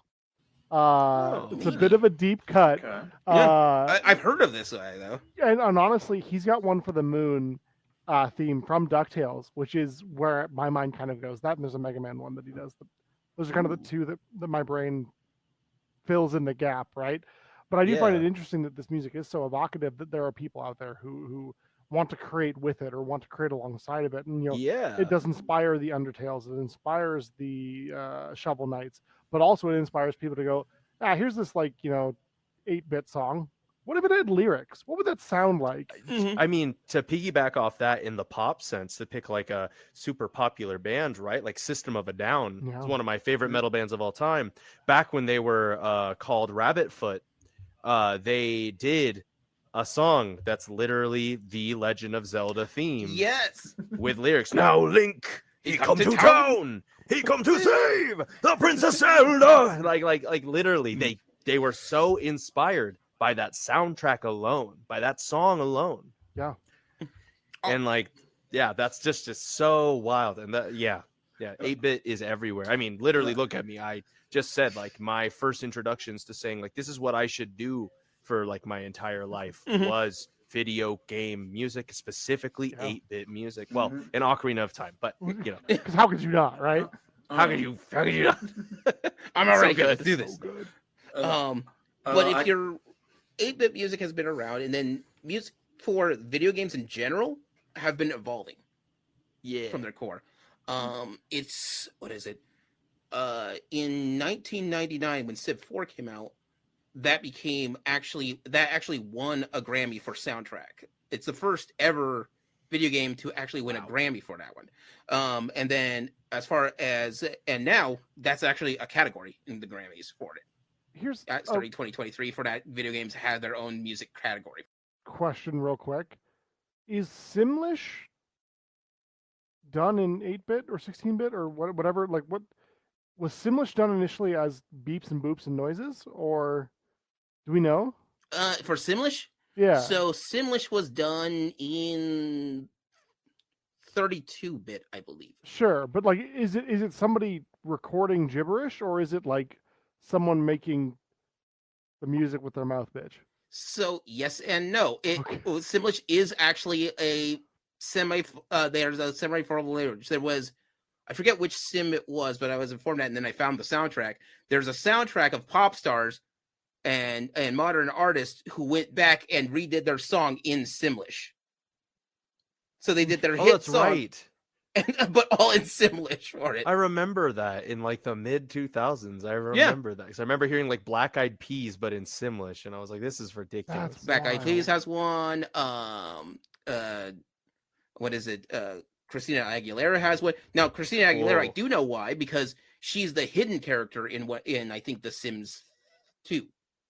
So fun fact for those if you want to try it. Back in the day in Sims 1, you could put in you had to make a raving party, but if you can keep this party going as hard as you can, the cops will try to stop you. But if you make a cool enough party, there's a random chance you would get a celebrity to come to your Sims. In the first game, it was Drew Carey.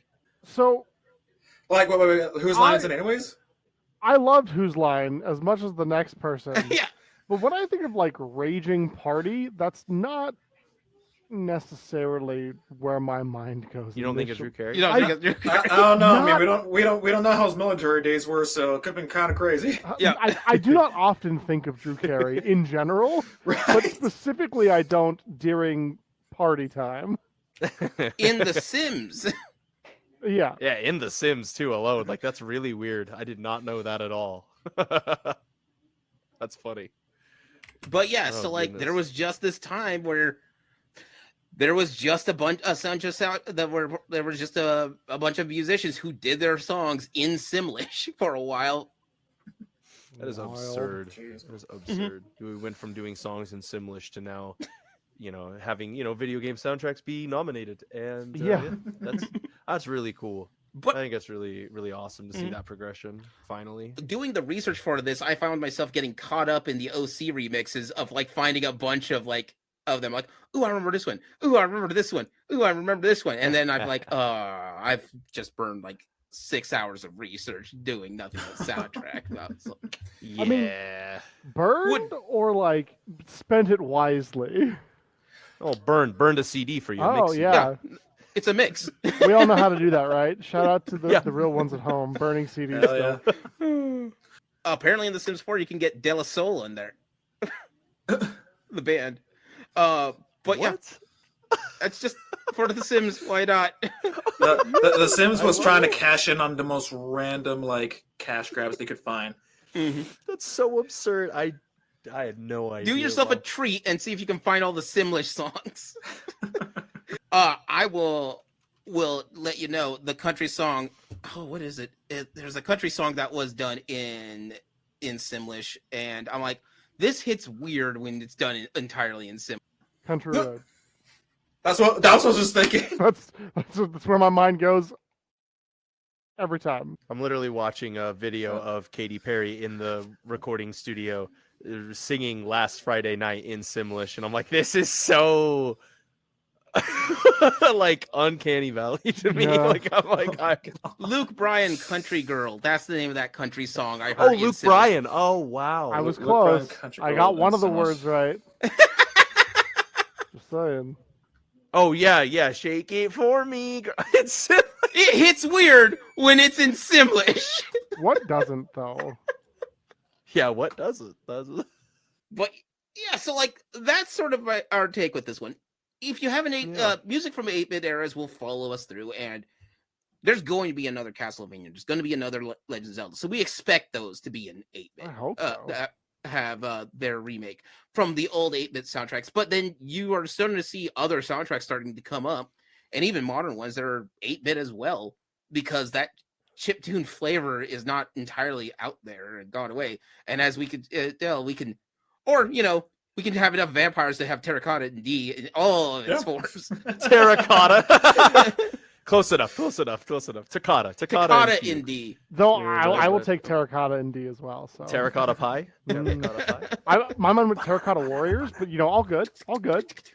Oh, System of a Down is still on my mind. Totally. Absolutely. I'll be honest. I got that System of the Down CD, but out of all the System of the Down songs, it's the Legend of Zelda one that I would play on repeat like crazy. That's awesome. Well, we have to be fair, right? It is banana terracotta pie, right? Yeah. banana, terracotta. Not just regular terracotta pie. It has to be banana. But yeah, that's about all I've got on this episode. Does anybody have any other 8-bit or 8-bit music stories on there? Video game music, we'll probably do another episode on this at some point. But moving on up for 16, because once you get to 16, you have a bit different. And then at 32, I think at that point, you can actually have orchestration. Yeah, if we start talking about like Final Fantasy VII, like what game is that? I've never heard of it. Who? I don't know. Sepha what? Yeah, I don't know. One wing guy? Stepagoth? I love that guy. Yeah. I'll be honest, when someone mentioned, because I listened to a lot of disco and disco-like tracks when I was a kid, and when someone was like, oh yeah, there's that song. There's a song in Final Fantasy VII.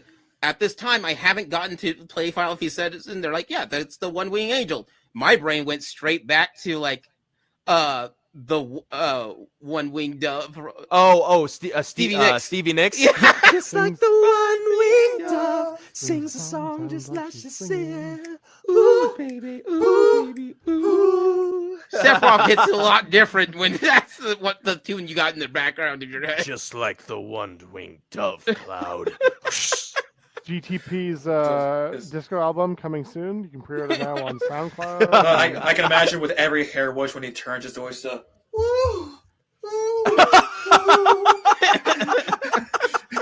I will never be a memory. Disco Inferno. Yeah. Well, I'm trying to remember. He had a rivalry with, what was it? That one blonde guy. His name is Cumulus or something like that. Yeah. Nimbus. Oh yeah, Nimbus. That's who it was. Good name. Nimbus and FIFA, his best friend from childhood. Yes, rocking out his Buster Blood. The Buster Block is his Tetris. Are we back? Yep, we're back to Tetris. We made full circle. We finally did it, guys. Whoop, whoop, whoop. But weirdly enough, her name is actually Aerith. I don't know why they didn't change that one, but Yeah. Yeah. It's still Aerith. Still, it's all Aerith to me. I guess Aerith gets to keep her name. all you Aerith people out there, get at me. Aerith, yeah. The TH is an S sound. Where, when, or how? You let me know. But yeah, that's about all I got. Unless anybody else has some weird stuff with their 8-bit music. Yeah, no, I just want to give some shout outs to some people who have inspired me musically. EV Kiyoshi's pretty good. Maybe you've heard of them. Check them out. He's a pretty cool guy. He's a pretty cool guy. You know, Megaran. Gotta mention Megaran. So good. There's also Professor Shy Guy. any of the composers that we've talked about. Yeah, that's a fair point. Of course, yeah, all the composers we talked about, but then like Nintendo core bands. Like I grew up listening to some. When I found Nintendo core was a genre back in the MySpace deathcore days, as like a death metal kid, and was like, what? Like Horse the band being like a hardcore band where the keyboard player specifically does chiptune sounds only, and I was like, what? And now there's like, there's so many bands that's like everything, like besides like electric guitars and some slamming drums, like have to sound like a 8-bit Nintendo game. Like it's awesome. I love it. Oh, it is. I love that. So shout out all them. Yeah. But Heck yes. Go listen to music. It's good. Go listen. Yeah, in general. Music's all right. Just in general. I don't like it. Have you guys heard about this new thing? Not a lot of people I think are talking about it, but music. I think it's called. It's pretty good. To be honest, I know. I was kind of into art. You're telling me that music is now a thing? Here's the thing. A lot of people Do we tune into it or something? They won't tell you this on do the that? on the internet. They don't tell you this at all. What do we? Music What do we do? is art, right?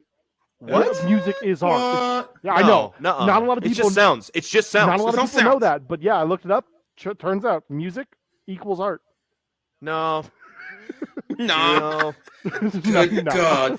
Gaming Theater not Presents buying- I'm have not its buying first this. conspiracy theory. I'm not buying this. All right. With that being said, our next episode is going to be available January 3rd. So we'll be into the new year by Woo! at that Happy point. New Year, everybody! Happy New Year's. Go. God, I you. can't believe 2028 already. Working our way. That being said, this is Gaming Theater Podcast logging out. Bye, everybody. Ciao.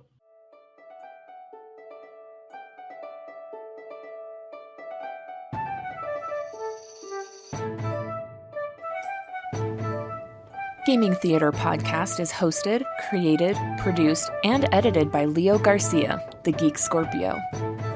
Our music is A Drinking Game. Stock media provided by Stormwave Audio /Pond5. Our cover art is by Adam Parker. You can find him at ParkerGFX on Twitter. If you want to send us some money to help with these episodes, you can do so at patreon.com/gamingtheaterpresents. Want to send support that doesn't hit your wallet? Please leave a review with wherever you hear your podcasts and share our podcast with your friends. It really helps out. Thank you for listening.